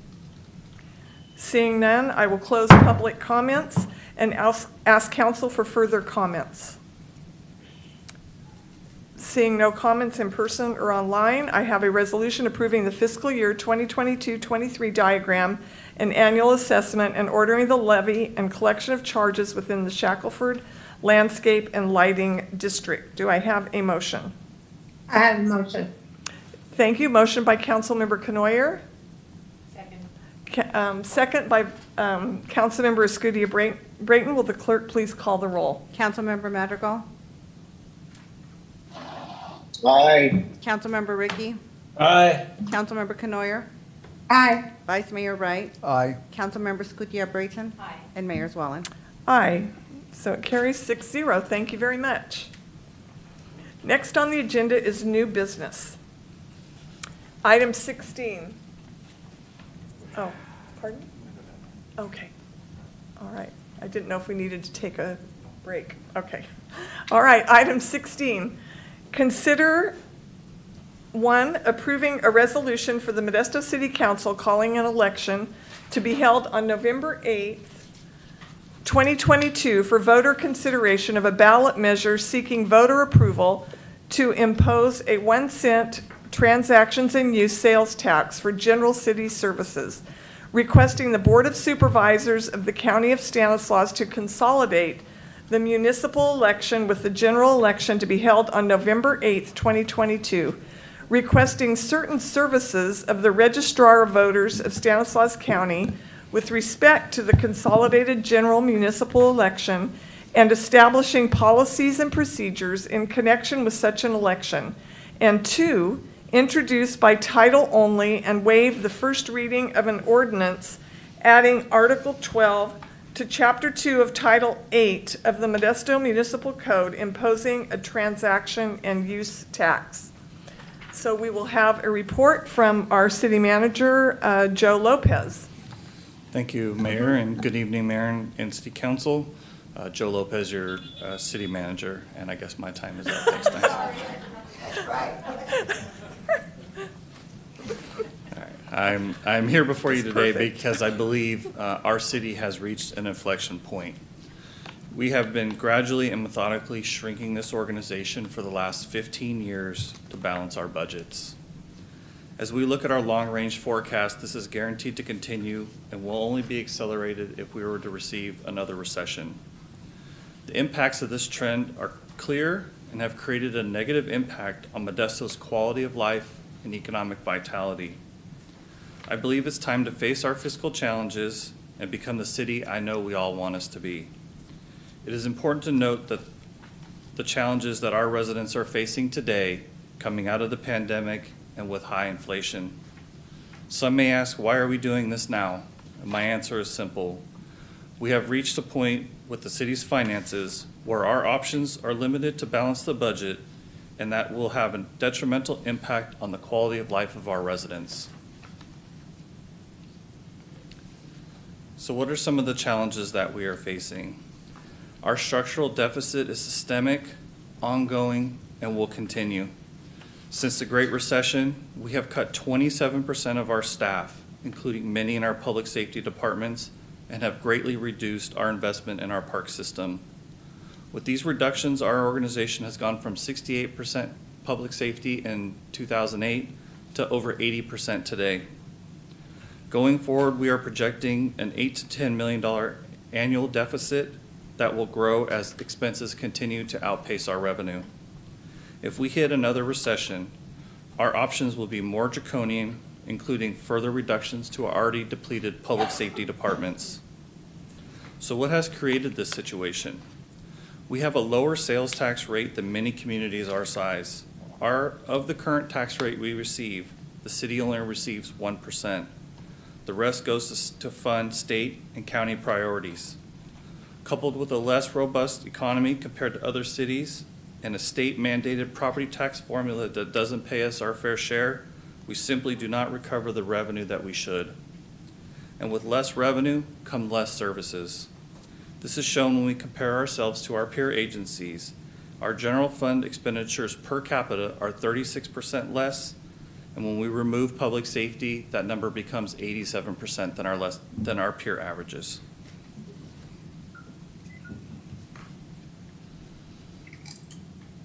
So with the sales tax measure, we have to ask ourselves, what do we want to be? And what would a 1% sales tax mean? Most importantly, all of the money will stay local and will be utilized for Modesto's unique needs. These dollars cannot be taken by any other entities, including the state. Equally as important, we'll be able to make improvements to all areas of our organization. We will bring back community policing in our area command structure, more time for crime prevention through community police, through community problem solving, more neighborhood patrols, enhanced gang enforcement. We'll also be able to make our streets safer by bringing back our robust traffic enforcement, and our police response time to citizen requests will improve after crimes or accidents when our citizens need us the most. We will also have a faster and more robust fire response, including enhanced medical assistance. We also know that homelessness is a huge concern in our community. It will allow us to continue our Chat and Heart programs, expand our Park Ranger program, and relieve the pressure on our officers by providing a non-sworn response to these quality of life issues. It will allow us to continue being innovative and creative in addressing homeless services in our community. We will be able to enhance the safety and condition of our parks, where families can use these facilities without fear of harassment. We will be able to expand our popular recreation services, including after-school programs, aquatics, and other sports activities. We will be able to improve our neighborhoods, including more blight enforcement and removal, more trees and sidewalk maintenance, and quicker illegal trash removal. We will also be able to improve our fiscal governance by increasing our reserves and start addressing our backlog of deferred maintenance.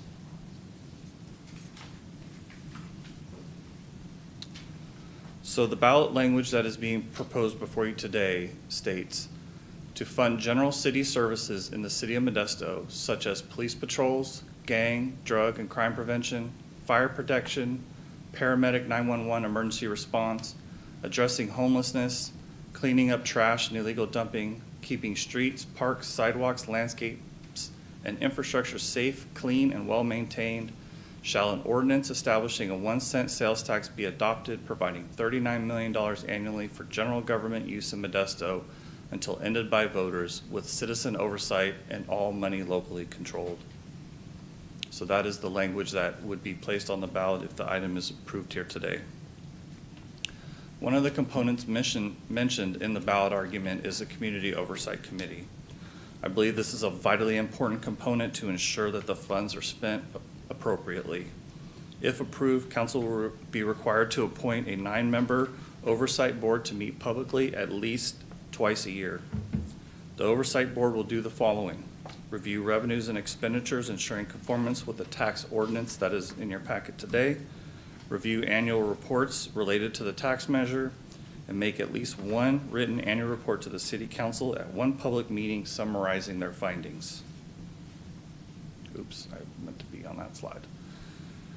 The Oversight Board will consist of a representative from each district with 3 at-large Modesto residents.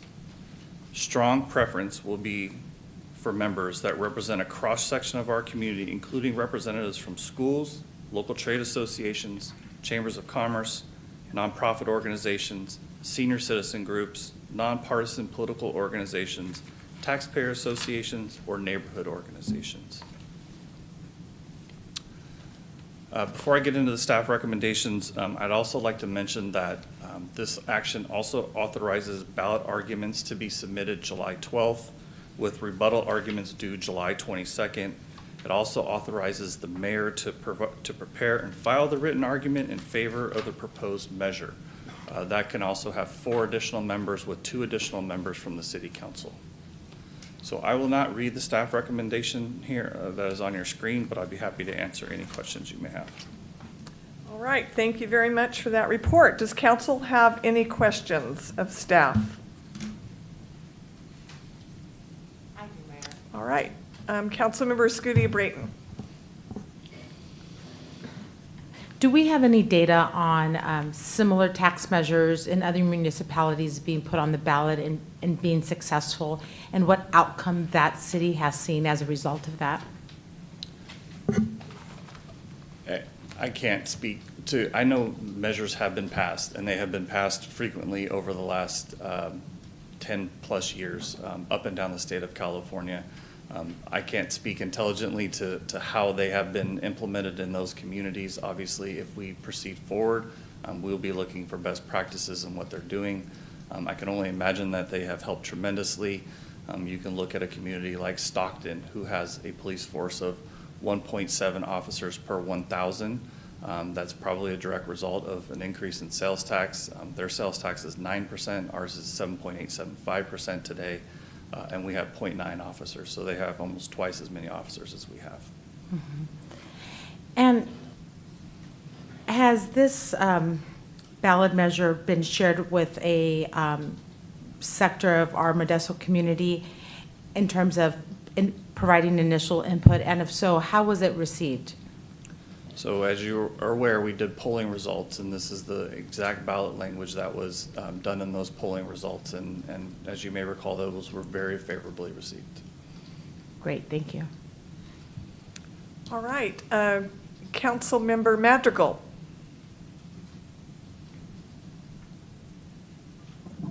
So just wanted to share, some concerns I have given the really low voter turnout that we experienced, locally and statewide in this last June primary. Is our polling firm available? Are they on the line, or are they in the audience? I just wanted to ask, what is the trend showing as far as potential voter turnout in November, given that it's not a presidential election, given that the governor seems to, the governor isn't an open governor seat that might generate, for example, more voter turnout. What are we looking at as far as voter turnout and how that could affect success or not? Our polling company is not on the line today. All I can go off is the results of that polling study that was done that showed that our community seems ready for a measure like this to improve the quality of life in Modesto. So do you have some of the Tony, we can't understand what you're saying. Do you have the results of the poll available? I'm sorry, I don't have them. I know it was. Was it in the 60s, and then plus another 20 of somewhat favorable? Yeah, the initial ballot test of the language that's before you today, with a little bit of modifications of the language, polled at 65% initially. After positive arguments were introduced, it remained at 65, and after negative arguments were introduced, it dropped to 60%.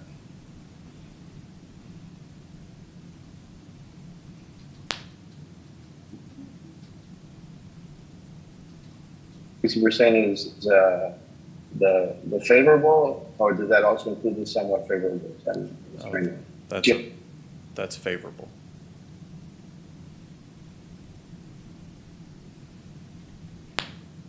So what's the somewhat favorable?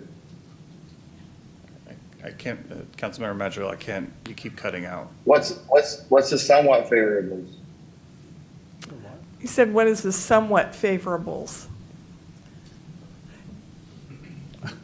I don't have it in front of me. I'd have to go back up to the dais and pull up the report.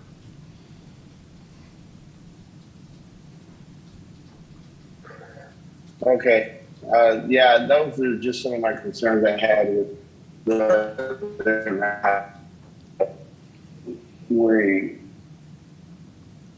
and then also Councilmember the Madrigal, we consideration that were the- unable to, that- we could not understand what you said. I was also talking about the school bond that's going to be on the ballot as well.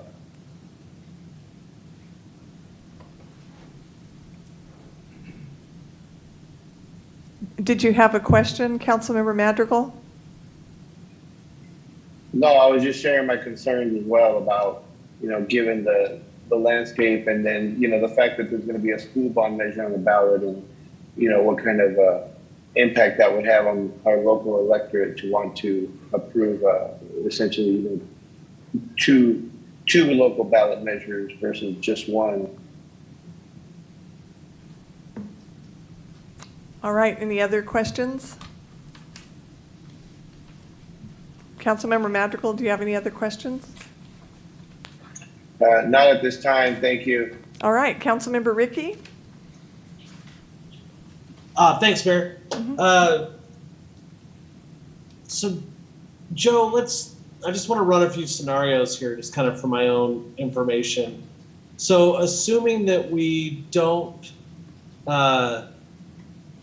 we are unable to pass this tax, and we have a recession, just an average recession, how would that impact our overall revenues for the general fund specifically?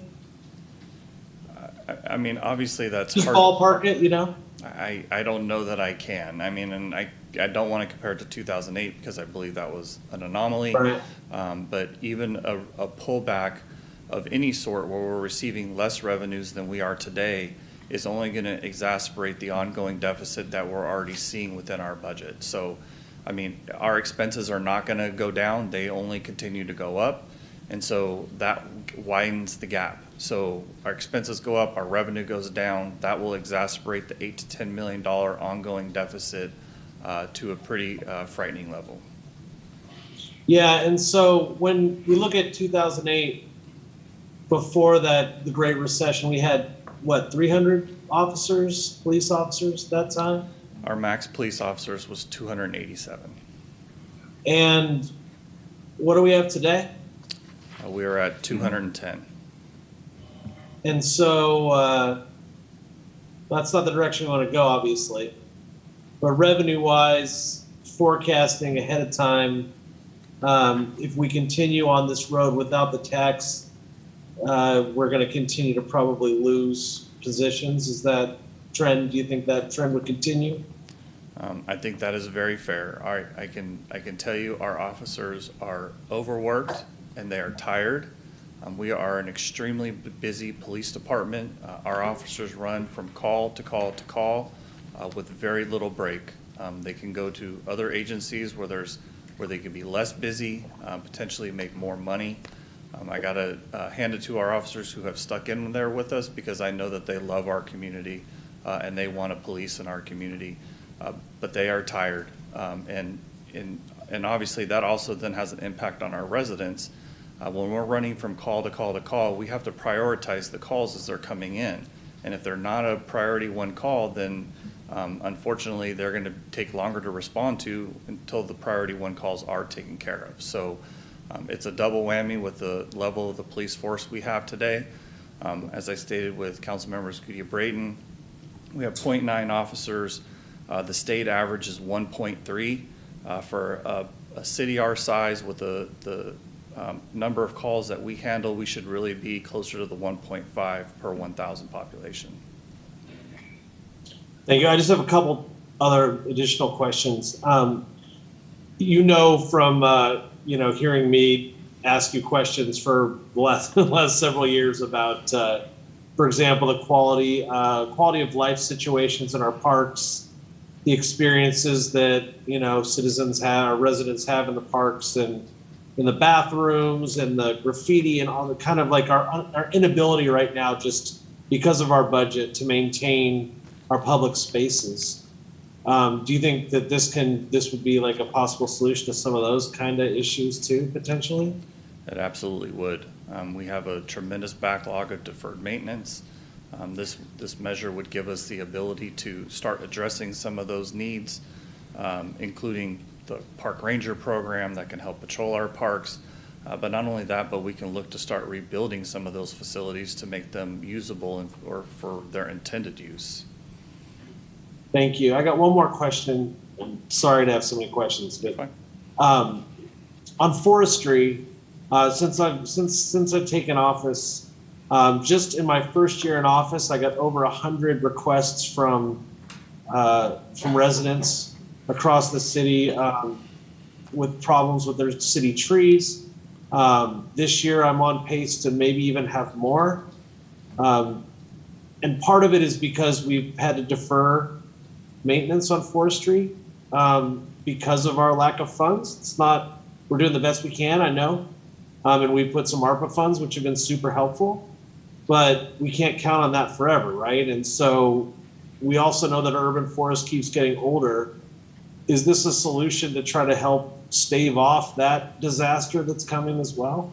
This will absolutely also help in that arena. We've had to cut the number of crews that we have out there trimming trees. That's taken our pruning cycle to double digits. It's in the 11 to 12 year realm, if I'm not mistaken. For a canopy our age, that's leading to fallen limbs and trees falling down. We definitely need to have ongoing preventative maintenance of our tree service.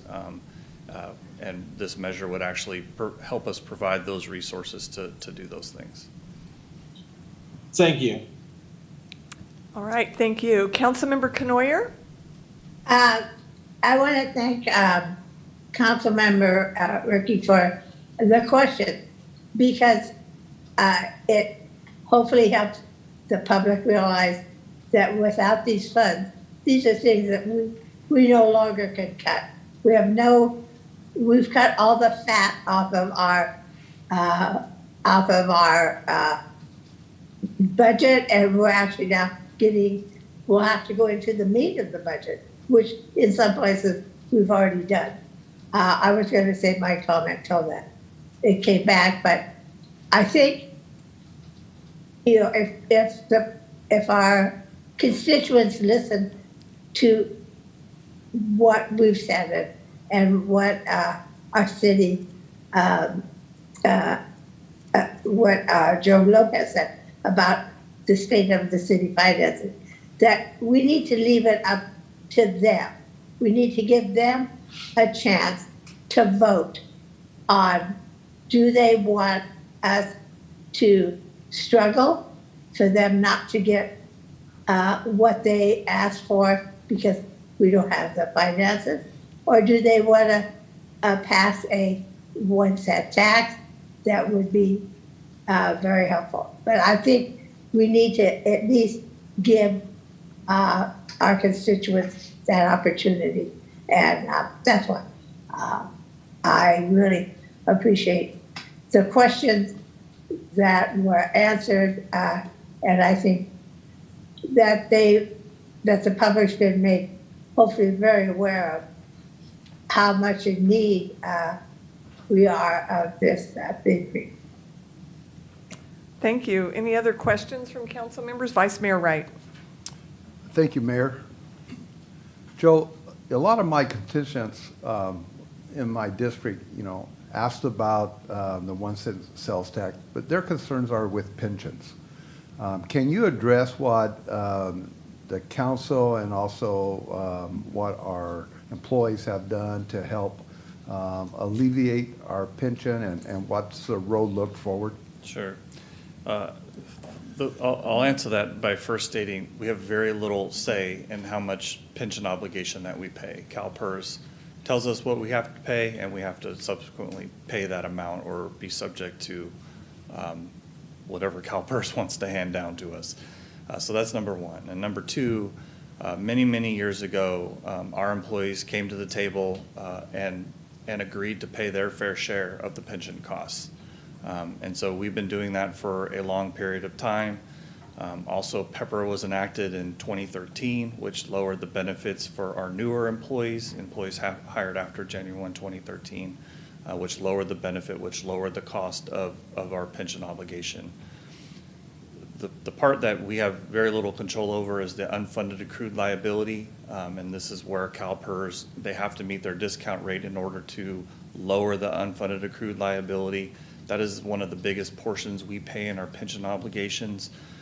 Our Police Officers Association and our Firefighter Associations a couple of years ago agreed to give back a portion of their salaries to make additional direct payments to that unfunded accrued liability. By doing so, that has saved the city millions of dollars in interest in the future. It'll also help lower our payments in the future. It's not a tremendous amount. The bill is high. I don't think we can hide from the cost of our pensions. But every little bit helps. It does save us millions of dollars in the future, and it is lowering our liability going forward. Now, we've just set up a trust for our pensions. Thank you for the reminder. We also did set up a pension trust. Our employees also contribute into that with our miscellaneous groups. The trust then goes to where we can use that in our peak years. At some point, CalPERS will peak and start to come down as those more PEPR employees take over our classic employees. We'll be able to draw down that from the pension trust to shave off those peak years in the future. And that money grows with interest. So we're setting money aside with our help of our employees have stepped up to the plate, giving back some of their salaries and payroll. And so we see that down the road that there is going to be a peak, and then our pensions will start coming back down. That's correct. So it's just getting to that peak so we can start seeing a decrease and stuff. Thank you. All right, Councilmember Madrigal, did you have additional questions?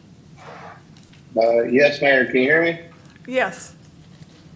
Just wanted to do some as basic math as possible with the potential $39 million in annual revenue with the 1% sales tax. So my question is, if we're facing an $8 to $10 million annual deficit, what will that mean if we receive this $39 million? Let's say the annual deficit is roughly $10 million, just on the higher side. So then, if we receive the $39 million in annual revenue, then does that mean that because we have this $10 million deficit every year, that we will have, if you subtract the $10 million from the 39, then the city will have $29 million approximately to use to address the priorities that were outlined before? And is that going to be $29 million then ongoing, or will it be another $10 million the following year, so then that in year 2 it'll bring it down to $19 million, and then in year 3 down to $9 million, and so on and so forth? You see what I'm getting at? I do, and the first part of what you said is correct. So if we were to receive if the voters approve the sales tax, we'd receive $39 million. We have the structural deficit that has to cover, so there'd be $29 million to improve services. But both of those are ongoing. Like the next year would be a little bit more than $39 million because there's always some growth in our sales tax unless there's a recession. And so we're fixing the deficit going forward, but it's also just being absorbed in that dollar amount. It doesn't go down every year. It's not 19 the next year and 9 the next year. It's basically at that $30 million level. Thank you. The reason I asked this question is that this is something that got, it was a complaint to me, saying, well, you guys are going to raise like $39 million, but you guys got $10 million, it's going to get gobbled up in 4 years, basically. And I explained it to them. That's not how it works, right? But I'll raise your issue. And so I appreciate you going through this one with me. And then my other question, you had a question, Vice Mayor, right? No, I was just going to comment. So never mind. I just forgot what I was going to say. Forget it. Okay, why I'm don't we sorry. finish with Councilmember Madrigal, and then maybe Vice Mayor Wright will remember his comment or question. Levy. So then just following up, can you speak to any plans that we have to try to grow our budget reserves at all so that we can be better prepared for future recessions in those recession type years? And or has there been any discussion about that? Because Yeah, you see what I'm getting at. I do. And we've been working with staff over the last month to start preparing a plan. We want to be very strategic and very methodical on how we go about allocating funds to various areas of the organization. Part of that too is you're right on target, is to increase our emergency reserves. We want to make sure that we're fiscally stable well into the future. We've been taking rate holidays in our workers' comp fund and our employee benefit fund. Those are practices that we will need to stop so that we can get those to levels. What that does is that then also helps our credit rating, which then allows us to borrow at much lower rates, and we can be able to do much more things if we have more favorable bond ratings. So I think it opens a lot of different doors, but absolutely increasing our emergency reserves and all of our other reserve accounts is vitally important.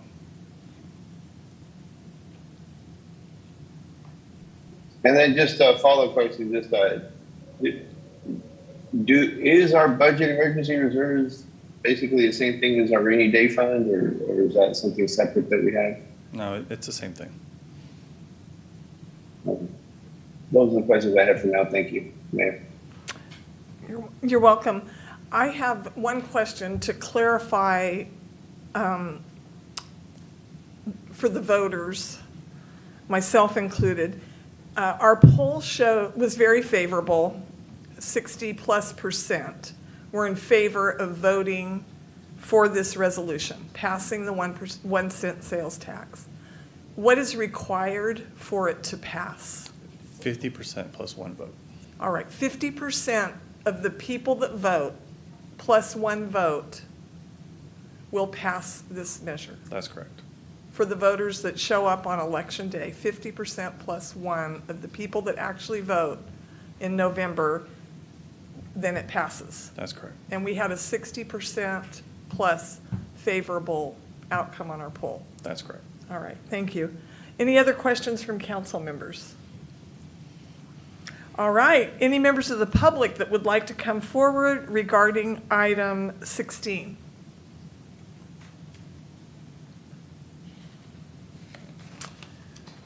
All right, I do not see anyone in person coming forward or online. So I will close the public comments and ask council for further comments regarding item 16. I have a comment. All right, Vice Mayor Wright. I think sometimes we forget on how much of our local money doesn't stay local. And I'm talking about sales tax and property taxes. And when I'm out there sharing with my voters in my district and in Modesto on how much little we get from our sales tax, which is only out of the 7.85%, we want to get 1% of that. And then out of our property tax, out of the property tax of, let's say, $5,000 of your property tax, City of Modesto gets about 9% of that. People are really shocked on how much money, leaves this area and goes directly up to Sacramento for other purposes. Once they see that, I think they realize that the 1% that we're asking, all of it's going to stay here in Modesto. And it's going to make a huge, huge difference in the quality of life, making this a place where people want to come, spend their money, have a great time. We have a lot of great things in Modesto with the Graffiti Museum, with the Children's Museum, with the Tuolumne Park. That's a jewel ready to explode one of these days. and the Gallo Center and all of the other amenities that we have here in Modesto, this could be a place that could really take off with this increase in our sales tax. Fixing our city up, picking up trash, our trees, our police department. Our police department is the swamp. They cannot go to every call in a day or in a night because there's so many calls. And once I explain that to the citizens that I talk to, they understand why we need that. So I am optimistic, and I think this will be a great thing. And knowing that we'll have a citizens oversight to look at this, to make sure our funds are being spent wisely, even after some of us are off to the council, is something that I really think is great, that's going to make us a better city. So that's all the comment I have today. Thank you very much. Councilmember Knoyer?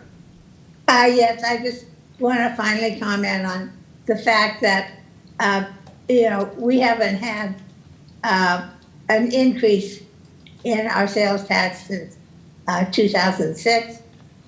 We are so far behind, other cities, and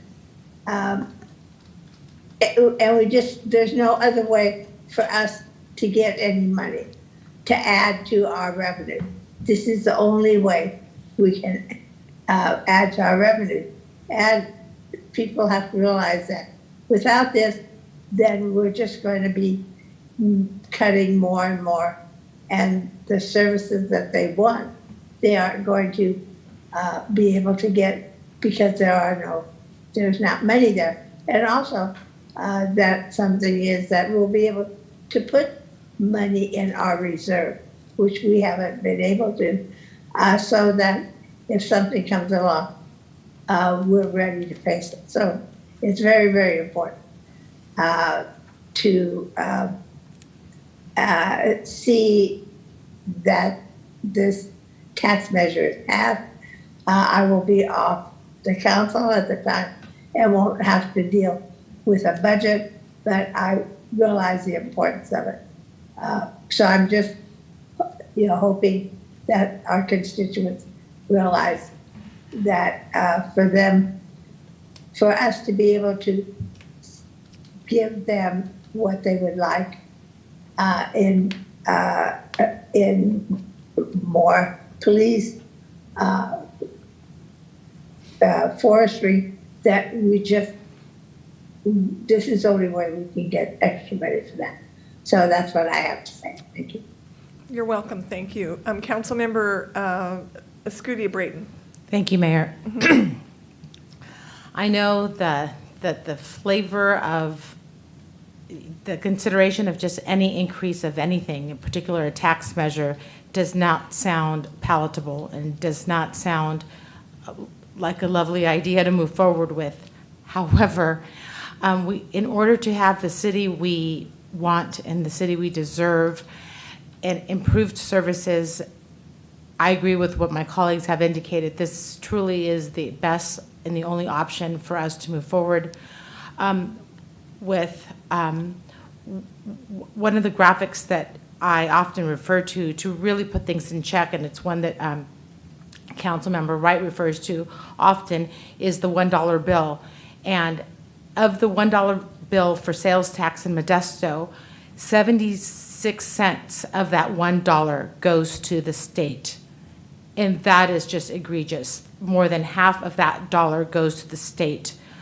2 cents of that dollar goes to county libraries. 10 cents of that dollar goes to local transportation funds. Only 13 cents of that $1 stays in the city of Modesto. That does not allow us to do the services that we need to do moving forward. And what is just so fantastic about passing this tax initiative is, as indicated before, the local control. This revenue that would be generated in our town, it's managed by our town, and it's spent in our town for services that our families and communities will enjoy. So I I hope that we are favorable in receiving the 50+1. And I hope individuals see it differently, not only as higher taxes, but see it as an investment in our future for the benefit of our families. Thank you. Thank you. Councilmember Ricky? Thank you, Mayor. You know, the residents of Modesto have expectations of their city. They have expectations of what the government should provide for them. And as of right now, we're really not able fiscally to fulfill those obligations. And we ask ourselves, how did we get here? And obviously the origin is the Great Recession and that crash and how much that influenced, affected us as a city. But it also, to me, speaks a little bit to the culture of the city and the culture of the workers that work at our city, our staff. We've always had the attitude, in my observation anyway, that, you know what, we're just going to keep going on. We're going to keep tightening that belt. We're going to keep doing the best we can. We're not going to complain about it. We're just going to keep working as hard as we can and getting there. And that's what we've done. And now we've kind of gotten to the end of the road and we realize we've done everything we can do. And now we as the citizens of this city, the residents of this city, we have to decide what direction we want to go. Do we want to provide the services that you would expect a city to provide or not? And I think it's an important question that we should let our citizens answer. Our people that live here need to answer this question. And I think we need to give an opportunity for them to do that and decide what direction they want the city to go. Thank you. You're welcome. Councilmember Knoyer, did you have your hand up again? Okay. I forgot to take it down. Okay, all righty. I have a brief comment that I would like to make. Now is the time for the residents of Modesto to decide what quality of life we desire for the future. Safety, whether it's trees that need care or speeding on our roadways, needs more attention. Our Blight Committee is working diligently on improving our city.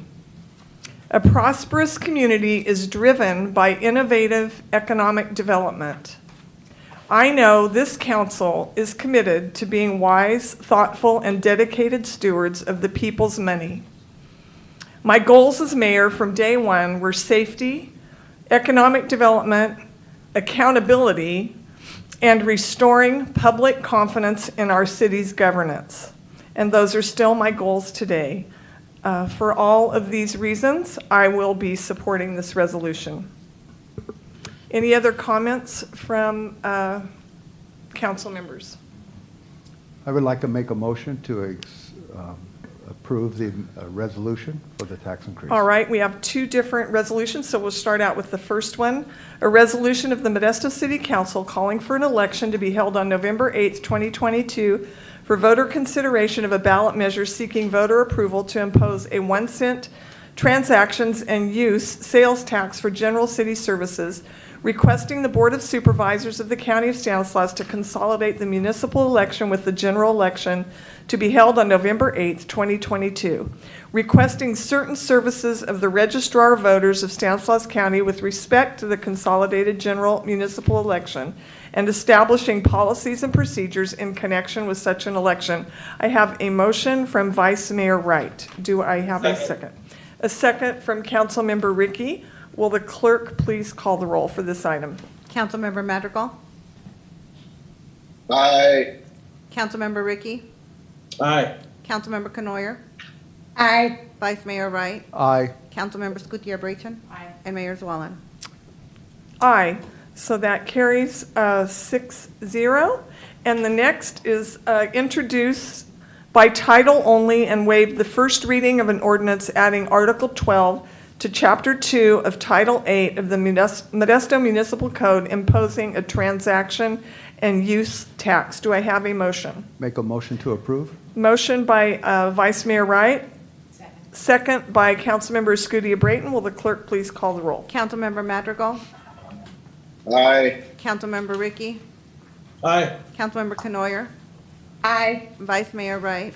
Aye. Councilmember Gutierrez? Aye. And Mayor Zwellen? Aye, carries 6-0. Thank you very much. Next, on to item 17. Consider adopting a resolution placing a measure on the November 8th, 2022 general municipal election ballot for voter consideration of amendments to the city charter, requesting the Board of Supervisors of the County of Stanislaus to consolidate the municipal election with the general election to be held on November 8th, 2022, requesting certain services of the Registrar of Voters of Stanislaus County with respect to the consolidated general municipal election and establishing policies and procedures in connection with such an election. And we have Alex Mogg from the City Attorney's Office to give us a report. Welcome. Good evening, Mayor, council members. Alex Mogg from the City Attorney's Office. I know the council is very familiar with this item, but I'll start just with a little bit of, if I can figure this out, down. There we go. A little bit of background as to how we got here. Modesto is a charter city, which means it has a charter, which is like the constitution for the city. And Modesto's charter requires it to be reviewed once every 10 years. And so back in 2019, the Land Council appointed a charter review committee made up of each council member appointed one member, and then those 7 members appointed 4 additional members of the public to serve on the charter review committee. That review committee took recommendations from council members, from staff, and reviewed the charter on their own initiative to come up with a list of recommendations that they then forwarded to the city council for review. And the city council, as I'm sure you all remember, met twice a few months ago to go over those recommendations as well as ideas from the council itself. And at that point directed staff as to what they wanted included in a ballot measure to be brought forward. So we'll go over the main issues and amendments to the charter that this measure will adopt if approved by the voters. The first item is a change to the mayoral election. Currently, the primary for the position of mayor occurs in November, and if no candidate gets 50% plus 1, there's a runoff that occurs in February. That results in low turnout at the February election, as well as significant costs to the city because it's the only that election is the only thing on the ballot, so the city has to bear all of those costs. The proposed change would make it instead so that the primary election occurs in March or June, depending on whenever the statewide primary is, and then if no candidate gets 50% plus 1, the runoff would occur in November. And it's important to note that even if a candidate in the primary receives 50% plus 1 back in March, they won't take office until after the November election. And this is the same way that it works for all of the county offices like supervisor and district attorney. There are also some changes made to the position of city auditor in the charter. The qualifications for city auditor were changed to allow a broader pool of candidates. Right now, you're required to be a CPA or certified internal auditor in order to hold that position, and this was broadened to allow people with similar professional qualifications or experience to hold the position. There's a requirement now for recruitment to occur within 30 days after a vacancy, and the duties and modifications were updated to reflect model legislation from the Association of Local Government Auditors, which is a group that the Charter Review Committee heard from extensively, and they took on those requirements. There are a number of other items that will also be in this ballot measure. Right now, there's an audit committee, but it's only established in the municipal code. This will add it to the charter itself. It will also set the composition of that charter to have public members for the first time. So the charter will say that the composition of the audit committee will be the mayor, 2 council members, and 2 members of the public with experience in financial or performance auditing. There are also some adjustments to the budget cycle, budget timelines. The mid-year budget report deadline is going to move back about 6 weeks, which will enable that report to include more up-to-date financial information. The deadline for the mayor's final budget modifications will move up 2 weeks, which will allow the council multiple meetings at which to consider that before the start of the new year. And then there's some language requiring the mayor to review and consider other budget priorities from council members. Just running through a couple other changes, the elimination of a requirement for the city manager to live in the city, change to the Human Relations Commission, which will allow its functions to be assigned to another commission, and it's anticipated that will be the Equity Commission, but that will be left up to the city council. There's a change to the Culture Commission to remove the specific membership requirements so that the council has more flexibility in selecting commissioners and making sure quorum is able to be achieved. And then some other minor changes, including a requirement that the city council will review annually policies and procedures regarding purchasing supplies and equipment and services, and then allowing noticing for meetings and bids to occur online or in whatever modern technology is allowed under state law.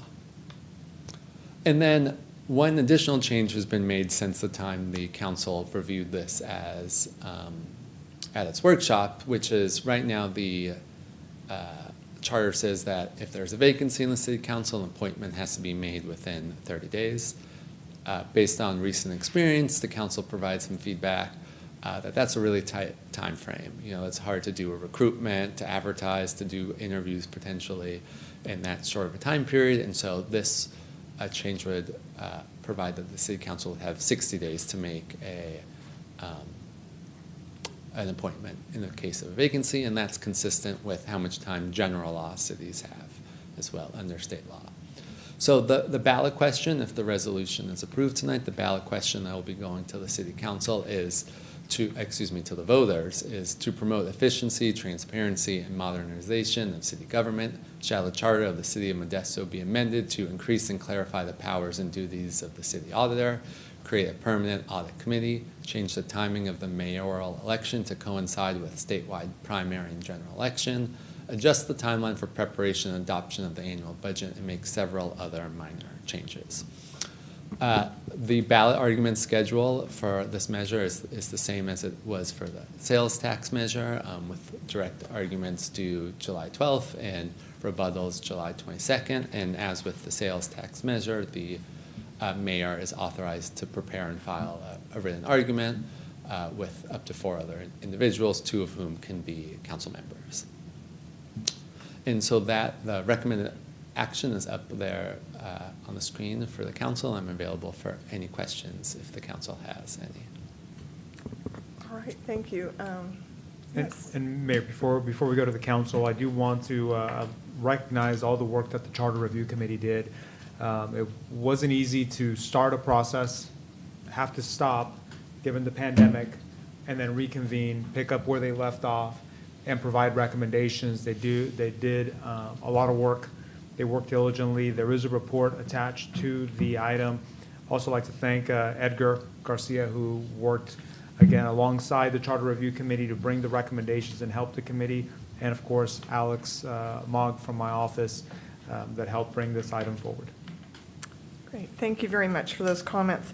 Does council have any questions of staff regarding item 17? Seeing none in person or online, I'll open this up to the public. Are any members of the public that would like to come forward and speak on this item, item 17? Seeing none in person or online, I'll close public comments and ask council for any comments.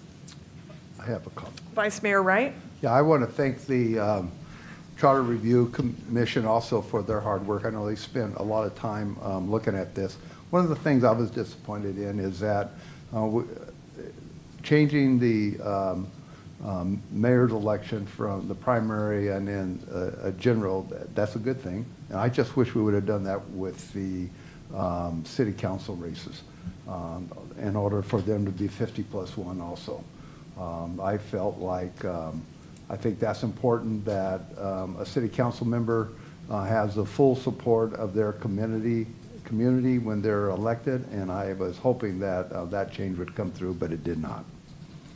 All right, thank you. Any other comments from council members? Councilmember Ricky? I just wanted to just thank everyone involved in the process of putting all these changes together. I know it took years. I know there was a large committee involved, and they worked very, very hard at getting all of us these recommendations. I think they did a very good job. I think staff worked really hard on this, and the result is really, really, it's good stuff. So thanks for all your hard work, and I look forward to voting on it. Thank you. Any other comments? Briefly, I will take this opportunity to thank the committee members also. As Chris just mentioned, they did work years on this. And these are people that are residents of our community that came forward, volunteered their time, put a lot of brain power and effort and thought and discussions in multiple meetings, which we see over and over and over again in our community. And it's quite remarkable. And also, I know that tonight has been a particularly heavy lift for our city attorney's office. And I'm grateful for Jose Sanchez, our city attorney, for Alex, and for everyone in our city attorney's department that have really explained it well to us and to the community, most importantly, and made it such a smooth process. I think it's to be commended, and I respect you, and I appreciate your service. Thank you very much. Any other comments from council members? All right, we have a resolution placing a measure on the November 8th, 2022 general municipal election ballot for voter consideration of amendments to the city charter, requesting the Board of Supervisors of the County of Stanislaus to consolidate the municipal election with the general election to be held on November 8th, 2022, requesting certain services of the Registrar of Voters of Stanislaus County with respect to the consolidated general municipal election and establishing policies and procedures in connection with such an election. Do I have a motion? So Moved by Councilmember Escutia Brayton. Second. Seconded by Vice Mayor Wright. Will the clerk please call the roll? Councilmember Madrigal? Aye. Councilmember Ricky? Aye. Councilmember Canoyer? Aye. Vice Mayor Wright? Aye. Councilmember Escutia Brayton? Aye. And Mayor Zwellen. Aye. The motion carries 6-1. Thank you very much. Are there any matters too late for the agenda? Seeing none, I'm calling this meeting of the City Council to be adjourned.